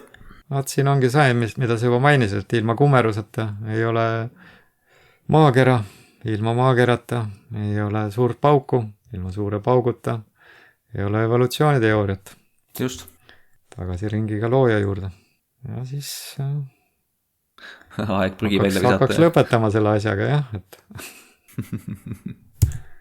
ja siis üks asi, mida ma tahaks veel mainida, on Flat Earth, Sun, Moon and Zodiac Clock App, mis on Google'i ja Apple'i poodides. See ei ole minu oma, mina ei saa sealt mingit tulu. Maksan ise peale tegelikult.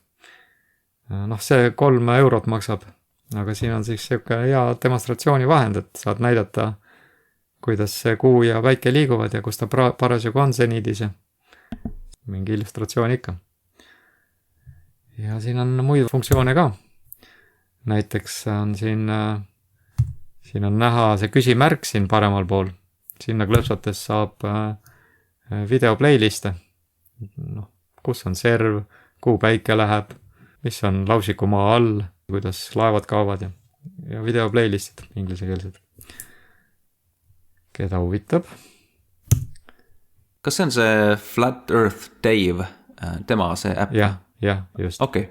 David Weiss, kes on teinud peaaegu 500 intervjuud viimase aasta ja mõne kuu jooksul. Ja, ta räägib väga hästi ja väga selgelt. Teemal. Ja siis see, kus on paremal pool üleval on see, kus ikoon, kus 2 kätt üksteist suruvad. See on siis see sõbraleidja funktsioon, et saad teha aktiivseks oma asukoha näitamise kas täpselt või siis väikse nihkega. Lausiku maa teemaga ring peal. Lingid, värgid tulevad ka meil kindlasti siia juurde, nii et siis on võimalik vaadata ka. Üks vend, keda ma kindlasti soovitan vaadata, on Erik Dubai. Dubai kirjutatakse siis nagu D-U-B-A-Y ja Erik on E-R-I-C. Et väga-väga asjalikult räägib, ta on välja andnud vähemalt 1 raamatu, kui ma õigesti tean, võib-olla isegi 2, ja just neid tõestusi selle tasandilise või lameda maa kohta. Ja et ütleme siis see Dave ja siis Geranism vist ka, kui ma eksi. Need on sellised, ja Erik on sellised tõsiselt võetavamad tegelased. Ja üks vend oli veel, Rob Skiba, aga Rob Skiba, ma ei mäleta, kas ta nüüd suri või mis temaga juhtus. Ta heitis hinge jah, viimati. Igal juhul tal on videod ilmselt veel üleval, et leitavad, et Rob Skiba tasub teda ka otsida ja vaadata, väga hästi räägib. Ta avastas meie jaoks uuesti selle päikese või selle atmosfääri läätse efekti, tegi reisi üle mis siis Michigani järve vist, kust oli see Chicago näha üle teisest kaldalt ja siis väideti, et see on miraaž, aga siis tema tegi paadireisi sealt üle ja kogu aeg oli kaameras näha see, et miraaž ei oleks sul kogu aeg näha samasugusena. Muidugi selgemaks muutus aja jaoks.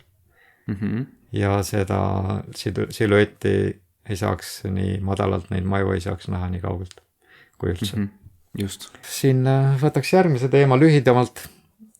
Ajaloopettus. 19. sajandi materjalide pealt on näha, et linnad olid maru tühjad suurlinnad ja samas on täielikult välja ehitatud.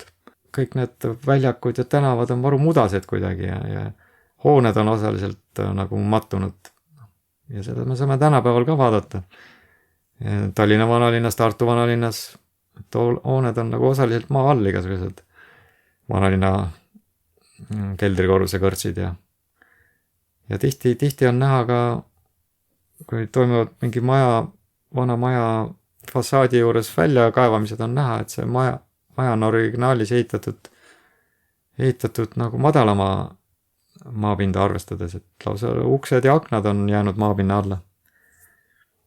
Siin ainuke asi, mida vastu öeldakse, on kultuurkiht, et inimesed ei koristanud tänavaid, et siis lasid oma akendel ja uustel tervel korrusel maa alla mattuda. Väga loogiline küll. Siin ei ole mitte ainult korrusega tegu, et tihti on selle maja all on veel eelmine ehitis ja siin on pilte üle maailma, kus on terve ehitus on maa all. Mingi Indias näiteks on mingi keertrepid seal avastatud. Lausa lähedki sügavale maa alla ennem kui jõuad sinna originaalse maapinnani.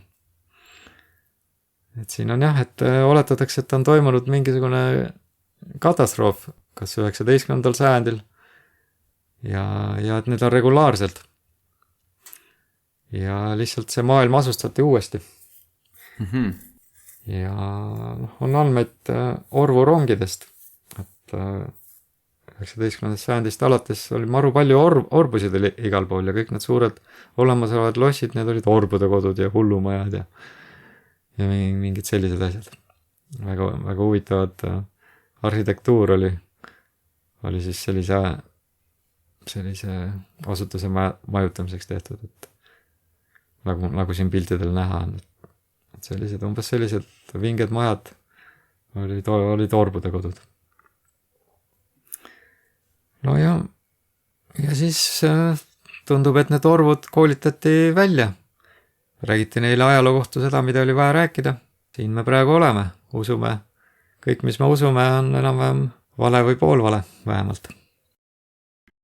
Ehk siis rääkides sellest, et me oleme uskunud valesid ja väga paljud meist ilmselt usuvad valesid, et ongi see, et tegelikult kui see tasandilise maa teema tuli kunagi teemaks siin Eestis ka ja ma selle avastasin, siis ja hakkasin nagu kalduma sinna just selle suunas, et maa ilmselt on ikkagi pigem tasandiline. Et siis ma sain aru, et aga mul on valetatud. Siis ma sain aru, et okei, NASA on ka valetanud terve hunniku infot kokku ja kõik see teema, täitsa lõpp, oot, ma olen vales elanud, et mul on valetatud. Okei, aga huvitav, kui selle kohta on valetatud, mille kohta mulle siis veel on võib-olla valetatud? Siis juba mingi hakkasin mõtlema, eks ole, et kõik see looja teema, eks ole, et mida üritatakse meie eest varjata ja et me oleme tegelikult armastatud olendid ja spetsiaalselt disainitud ja kõike muud on ju. Ja lisaks ka, et just, et ma tahan sellega öelda seda, et me päriselt olemegi armastatud olendid ja loodud disainitud spetsiaalselt. Et lihtsalt on nii-öelda selline maffia, kes üritab kõrvaldada seda infot ja anda meile asemele mingisuguse evolutsiooniteooria ja mingid muud asjad. Ja siis veel ajalugu samamoodi. Väga vabalt võib olla võltsitud, väga palju valetatud meile kokku, et kõik algas niimoodi, vahepeal olid sellised sõjad, võib-olla ei olnudki vaata. Et võib-olla lihtsalt on kuskil keegi kirjutanud, teeme nüüd sükse ajaloo ja ütleme, et see on nüüd ametlik versioon, vaata. Kuigi tegelikult võib-olla üldse ei olnudki, võib-olla pole Newtonitki olemas olnud kunagi. Variandid on nüüd, me ei tea. Selles mõttes. Jah, täpselt. Ja vaata need vanad struktuurid ja heitised, maru suured ka. Ja kõik need sissepääsed uksed on väga suured, korrused on väga kõrged. See olid äkki hiiglased siis või? Jaa, et on fotomaterjali 19. sajandist palju hiiglaste kohta, võrreldes meie suurustega, et poole pikemad enam-vähem. Aga veel suuremaid võib-olla on igasuguseid luustikke on vast leitud ja on selline, ja jällegi üks Mandela efekt on Smithsonian Institute oli. Aga nüüd on ta Smithsonian Institution ja on alati olnud selles reaalsuses. Et see on nagu koht, kuhu selline leitud ajalugu läheb nagu surema sellega. Et kõik, mis ei sobi narratiiviga, siis korjatakse muuseumitesse, muuseumikogudesse ja ei näe päevavalgust. Kõlab muidugi paranoilisena, aga võib-olla igas muuseumis ei ole see kaugeltki teema, aga ma arvan, et iga muuseum vähemalt, kui ta ei peida midagi, siis ta räägib narratiivi, mis ei vasta täiele tõele. Ja juba paratamatult. Sama teema dinosaurustega. Pole kunagi olemas olnud täielik väljamõeldis. Dinosaurused jah, tahtsin ka mainida isegi. Et kõik need luustikud muuseumides, need on kogudes, kõik mis näha on välja pandud, need on kipsjäljendid või kipsmudelid, mida tehakse kuskil Hiinas. Ja need luud, mida on leitud nii-öelda, need ei ole dinosauruste luud, vaid mingid täiesti muude loomade luud ja lihtsalt on meile öeldud, et dinosauruste tegelikult ei ole. Ühe luu põhjal pannakse terve Tyrannosaurus kokku sul. Ja ongi, et sul on lihtsalt mingi põlveluu või mingi reieluu ja siis lihtsalt ülejäänud mõtleme ise juurde sinna. Niimoodi on tehtud, jah. Alati on hea juurte juurde minna, et ma tean, selline lugu on selle dinosauruse kontseptsiooni looja poolt, et aasta hiljem peale seda, kui tema esimesena selle mõtte välja käis, tema ise leidis ka esimese luu.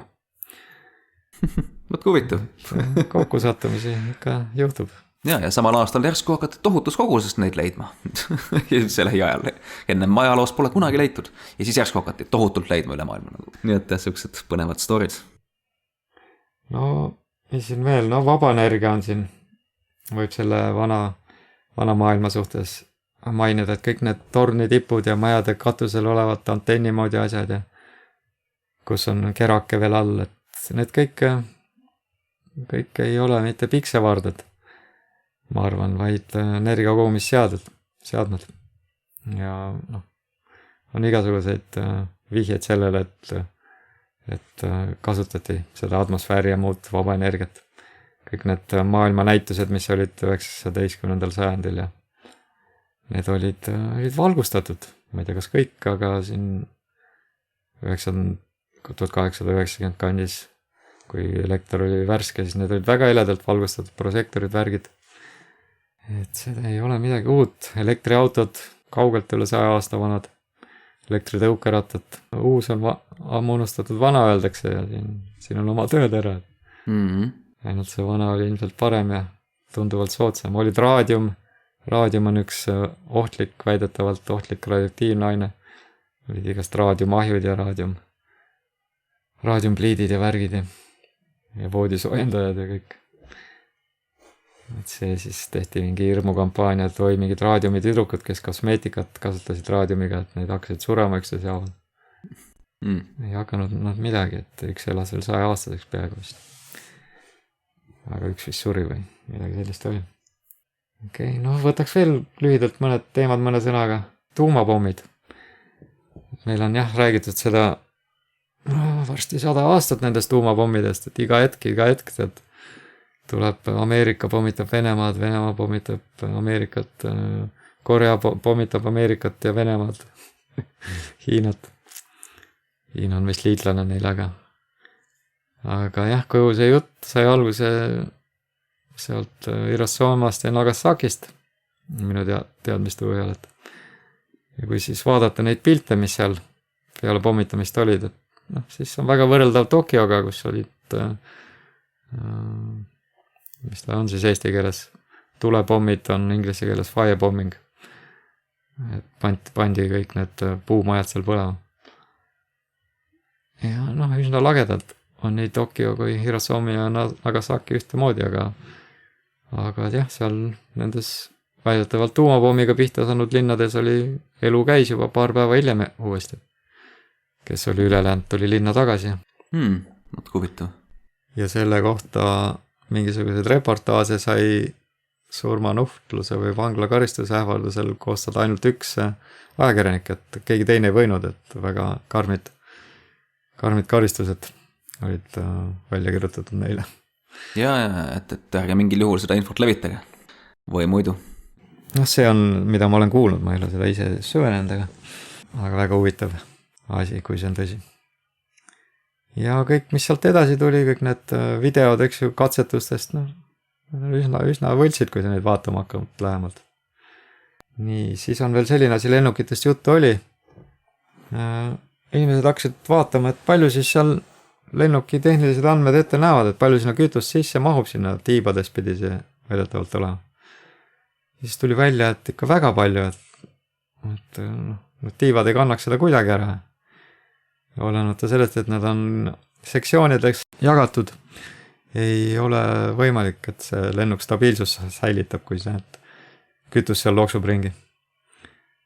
Ja siis tulid siin igasugused mõtted inimestel, et need lennuki mootorid on vaba energia mootorid. Et kütust võib-olla jah vajavad, et saada võtta kõrgust ja saada tõusta õhku ja maanduda ja maaga paralleelselt juba ühtlaselt sõidavad, siis ei kulu seda kütust kas mitte üldse või siis veidike. Nii et jah, lennukite kütuse kulu ei ole üldse see, kui üldse, mis väidetakse ja kõik need piletihinnad ja kogu see jutt ei pea vett jällegi. Siis on veel kliimamuutus. See on jällegi üks vana teema, mis on 70-ndatel. Öeldi, et tuleb jääaeg ja siis hakkas kliima soojenemine ja nüüd on muudetud see kliimamuutuseks, sest seda soojenemist nagu ei nähtud ajalooliselt. Et ja meretase on ikka üks ja sama. See on ka üks suur mull. On võimalik et miks see mäsu praegu maailmas niimoodi käib, et üks teooria on ka see, et on tulemas uus looduslik taaskäivitus ja üritatakse võimalikult kuulekateks inimesi saada ja sõnakuulmatutest nagu vabaneda või. Siis saaks nagu kuidagi kontrolli alla selle, kui siin asi enam kuidagi selle heliotsentralise teooriaga ei klapi taevalaotuses. Mis veel? Kvantarvutid, kahtlen nendes, kas see on päris. Musta kasti näeme ainult põhimõtteliselt. Võib väga vabalt olla lihtsalt bluff, võib olla lihtsalt et bluffivad, et neil on kvantarvuti, tegelikult ei ole. Tasub vaadata näiteks siis veel seda kaksiktornide kukutamist. Kas olid seal üldse lennukid või oli see arvutisimulatsioon? Mina olen jõudnud järeldusel, mingid lennukid ei olnud. Mitmeid videosid on näha, kuidas on tollel ajal TV pealt siis salvestatud, et kuidas need lennuki tiib kaob kaugel asuva maja torni taha. Lennuk on tegelikult palju lähemal. Ja see kaameramees, kes seda filmis, torni lendamist kaugelt helikopteri pealt, see oli samas tegi ka koolitusi, kuidas otseülekandes videot toimetada. Nii et sinna mingid objekte sisestada. No nii, jällegi, milline kokkusattumus?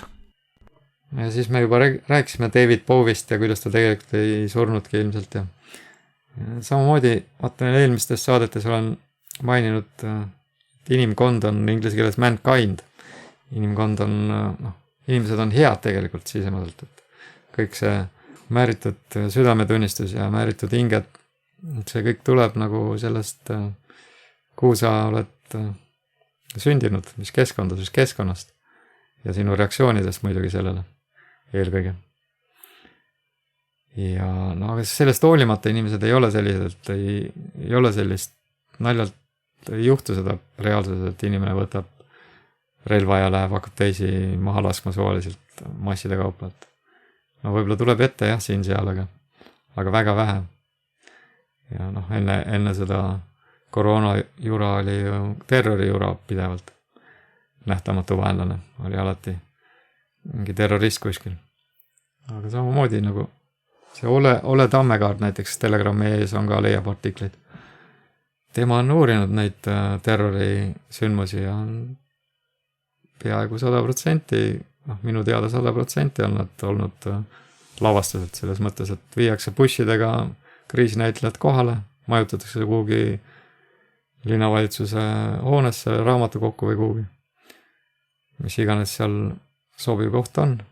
Ja siis mingil hetkel tulevad sealt vaikselt nii välja tänavale, teevad oma ürituse ära, kaovad vaikselt jälle minema. Järgmisel üritusel kohale jälle. Kriisinäitlejad. Ja need inimesed, kes nende vahelt seal mööda käivad, nad ei saa nagu arugi, et need inimesed on näitlejad. Mm-hmm. Ja vahest on nii ja vahest on nii, et eraldatakse ala ära ja tehakse seal kähku ära ja tõmmatakse jälle minema. Ühe näite võib tuua Nitsas oli, kuidas veoauto sõitis rahvamassi. Jälle mingi udune kaamerapilt kuskilt eemalt ja sama mehe poolt, kes filmis mingit Pariisi terrori värki varem. Ja kui see veoauto pilte vaadata, siis see veoauto on puhas, samas ühele lehmale otsa sõitnud veoauto on üline rooja ja verega koos, eks ju. See olevat seal mitukümmend inimest vist tapnud ja paljusid vigastanud. Ja samas, mis siis need surnukehad seal, need on nagu äratuntavad mannekeenid seal videotud, nii et kuhu maani minnakse. Ja siin ei maksa muidugi mind süüdistada, et mina niimoodi räägin või arvan, et see on see, mis igaühel on võimalik ise järgi uurida. No ja siis lõpetuseks minu poolt oleks pisikuteooria ja nakkusteooria. Kõik need asjad tulid ühel ajal, nii dinosaurused kui valguteooria, kui nakkusteooria, need kõik seal algasid 19. sajandi keskel kuskil. Ja pisikuteooria on see, et kõik haigused ja hädad inimesel on põhjustatud sellest, et bakterid ja viirused seal toimetavad. No ja siis temale sellele noh, enne seda pisikuteooriat oli aktsepteeritud keskkonnateooria, et kui su kehakeskkond on normis, siis ei ole probleemi, et hoia keha terve ja ei ole sul vaja käsi desinfitseerida ega maski kanda ega midagi, et.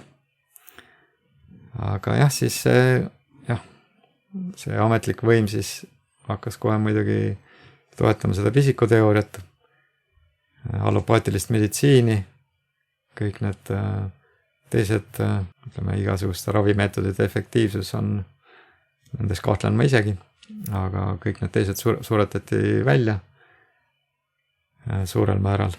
Pisikuteooria sai dominantseks ja seda õpetati igal pool ja sellest räägiti kõigile ja kogu aeg.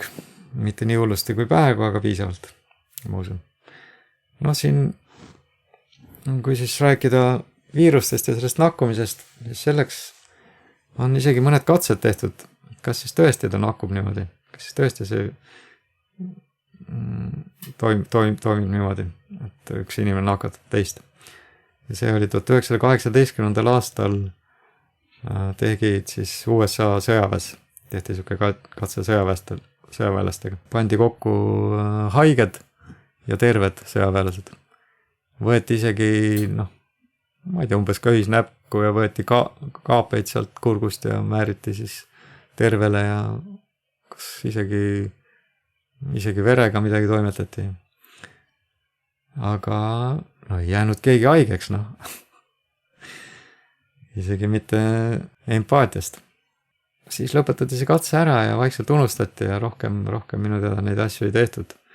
Aga vana jura aeti ikka edasi.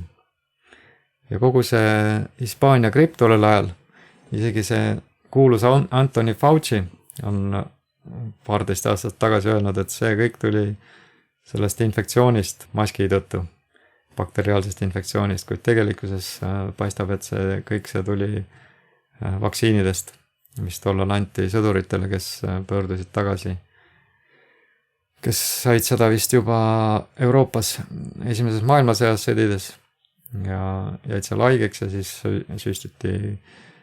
hakati süstima massiliselt ka teisi inimesi Ameerikas. Just sellepärast, et kuna kõik sõdurid on nüüd haiged, eks, et siis ei nakataks neid haigeid, siis süstiti kõiki terveid, kes hakkasid ka massiliselt surema. See sai seekord liiga kange kokteil. Ja ainukesed inimesed siis, kes hoolisid nende eest ja terveks jäid, olid siis enamasti need, kes ei lasknud ennast süstida kõigest hoolimata. Saab tuua paralleele tänapäevaga, et see asi jälle on ringiga tagasi ja et kuni see inimesed ei viitsi seda pisikuteooria ja nakkusteooria paikapidavust ise uurida ja omadele järeldustele jõuda, siis nad tulevad alati tagasi selle teooriaga, et alati tapetakse ju loomi massiliselt mingid taudide ja värkide pärast. Seal võib ka midagi aeg-ajalt olla, eks, kuna neile antakse sobimatut toitu nagu meilegi. Lehmad ei ole mõeldud teravilja sööma, eks, neile antakse. Isegi tehakse tapajääkidest vist, söödetakse teisi lehmi neile sisse. Ma olen isegi selliseid asju kuulnud. No mis seal imestad, nad haiged on, saavad hormoone ja mida kõik. Kui ei ole, siis ütlevad, et linnugripp ja väiksed tootjad jälle tõmmatakse maha ja suurtootjad jälle õilmitsevad paremini. Seda siin need süsteemid siin käivad, nagu me oleme sellest varemgi rääkinud. Täpselt. Igast jama, mis meile siin maailmas tekitatakse, on suurel määral korraldatud. Et kokkumängud ja nii edasi. Nagu Shakespeare ütles, et maailm on näitelava ja tundub, et Shakespeare ei olnudki olemas, et see on võib-olla mitu inimest, kes kirjutasid Shakespeare'i näidendeid, nii et isegi Shakespeare on tegelane selle näitelaval. Päris huvitav, ja kogu selle näitelavaga me isegi ei jõudnud 1% puudutada, kui kaugele see näitelava läheb kõik suure poliitika ja kõige selleni ja need Hollywoodi näitlejad, kes on tegelikult eluaegsed näitlejad, et nad näitlevad ka päris elus, täidavad oma rolli ja see jänesurg on väga sügav, kuivõrd näitelava see maailm on. Aga minu poolt hetkel on sul veel midagi lisada? Võib-olla lõppkokkuvõtteks miks see teema üldse oli siis terve mõistus, et kuidas me selle siis nagu nüüd kokku paneme oma vahel, et terve mõistus ja siis kõik need erinevad asjad, mis me just täna välja tõime. Saate mõte oli selles, et panna sind, hea kuulaja, vaataja, jälgija, kaasamõtleja, samuti oma analüütiline mõte tööle ja võib-olla kahtlema mõnes asjas, et mida sa siiani oled aktsepteerinud tavalise tõena, sest kuskilt koolidest või ajakirjandusest on sulle niimoodi väidetud, räägitud, kirjutatud, näidatud, siis mingite asjade osas on sulle valetatud. Nii et tere tulemast klubisse, võimalus avastada ise mingeid asju, uurida infot, materjale, teha oma uurimustööd ja mitte lasta ennast siis lollitada. Ütleme, see on siis meie saate mõte, et kasutama tervet mõistust ja rakenda seda selleks, milleks see on ette nähtud. Et... Ära lase ennast lollitada peavoolumeedia poolt, aga ära lase ka alternatiivmeedia poolt ega alternatiivsete uurijate poolt lollitada, et seal on ka, ütleme sellised, kes väga adekvaatselt asja ei tõlgenda, võib-olla minu arust, võib-olla ka mitte sinu arust. Jah, nõus. Et tuleb vahetada ja ise alati järeldustele jõuda. See ekspertide usaldamine. Mul tuli üks päev selline mõte, et kuidas mina ei ole ekspert, ma usaldan eksperti, aga see oled ju sina, kes eksperti usaldad, sa ikkagi usaldad ennast seda eksperti usaldama. Nii et taandub alati ikkagi sellele, et inimene saab ainult ise ennast usaldada. Või siis eksperti. Lihtsalt valime, kes see ekspert on, keda me usaldama hakkame. Selles on see küsimus. Kas sa oled ise ekspert või? Jah. Peab olema piisavalt kindel, et võtta mingi tööversioon aluseks, et millest edasi minna elus. Jaa, just. Igal juhul palju asju on, mida me saame ise järgi uurida. Täna on õnneks infot päris palju olemas, et selles mõttes on hea. Do your own research, nagu öeldakse, et tee oma uurimustööd ise. Minu poolt ka hetkel selles mõttes kõik ja ma arvan, et loomulikult kõike ühe saatega ei jõua siin katta, aga 1,2 ilmselt selle saatega ma arvan käivitasime küll, nii et reaktsioone kindlasti suutsime tekitada kuulajatel, nii et... No loota võib. Just, nii et eks igaüks otsustab ise, mis selle infoga, mis siit saadi edasi tehakse, et võib lasta nii-öelda meil ennast mõjutada, aga võib ka öelda, et ei, et ma ei võta midagi vastu, mida Tarto ja Raimo siin mulle rääkisid, et ma soovin jätkata nii, nagu ma tahan uskuda ja nagu ma olen. Otsus on sinu. Täpselt, igaüks teeb oma otsused ise, et meie ega ei sunni ega survesta midagi, me lihtsalt tõime välja siit oma vaatenurka ja asju, mida me oleme avastanud ja mis meid on mõtlema pannud, nii et niimoodi siis nende asjadega. Aga jah, tänud kuulamast ja kaasa mõtlemast ning soovime Reimoga õnnelikku elu jätku ja paremaks minemist.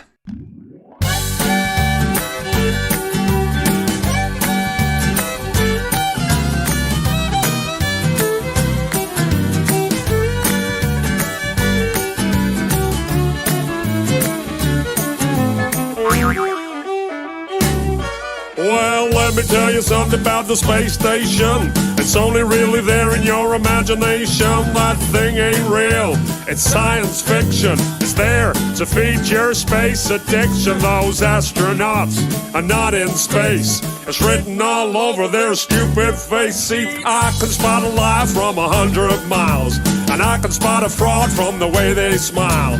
Didn't you learn nothing from the fake moon mission? That puppet show from President Nixon. Well, listen up, they're doing it again, it seems. Check out the harnesses and green screens. I used to work a lot in film and TV. I know a bit about the television trickery to create the illusion that you're somewhere that you're not. A green screen is what you're gonna use a lot. Or if you wear a harness and attach it to the ceiling, the illusion that you're floating is what they'll be believing. All you're watching is a puppet show. Yeah, the whole world's a stage. Astronauts, they're actors, of course, and yeah, they all get paid. Look at me, Ma, I'm floating in space. No, you're not, you're lying to the human race.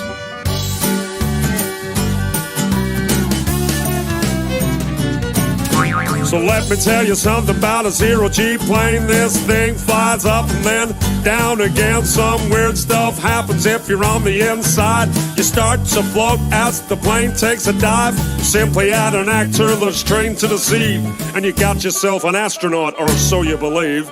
Plane flies up and that's everyone's cue. Then action, we got some deceiving to do. Plane flies down and then everyone knows to start the ISS live show. Floating in a plane with zero-G, but you only see astronauts on your TV. All you're watching is a puppet show. Yeah, the whole world's a stage. Astronauts, they're actors, of course, and yeah, they all get paid. Look at me, ma, I'm floating in space. No, you're not, you're lying to the human race.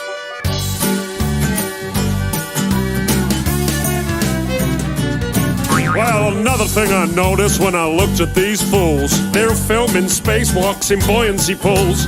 NASA's gonna tell you that it's just for training, to practice for space station maintaining. Well, I thought about that, but if that's the case, then why the hell can I see bubbles in space? Take a hard look at the next spacewalk.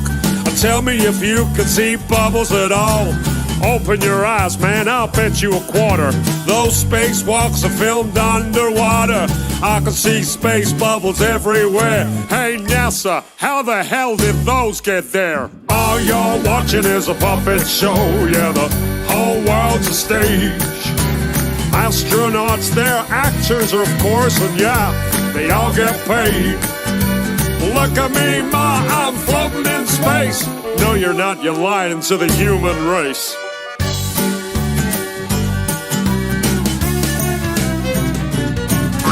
So when you see an astronaut aboard the ISS, take another look at your TV set.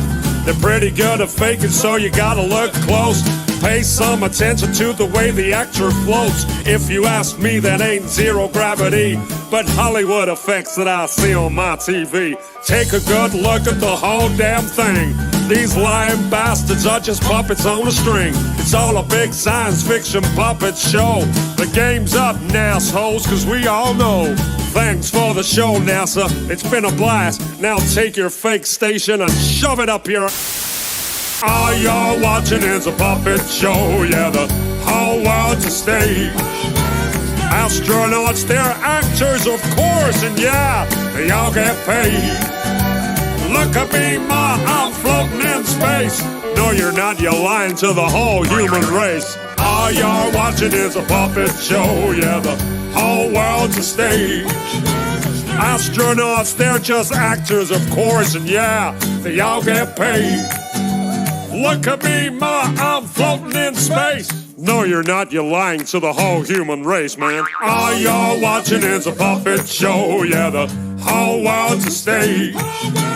Astronauts, they're actors, of course, and yeah, they all get paid. Look at me, ma, I'm floating in space. No, you're not, you're lying to the whole human race. All you're watching is a puppet show.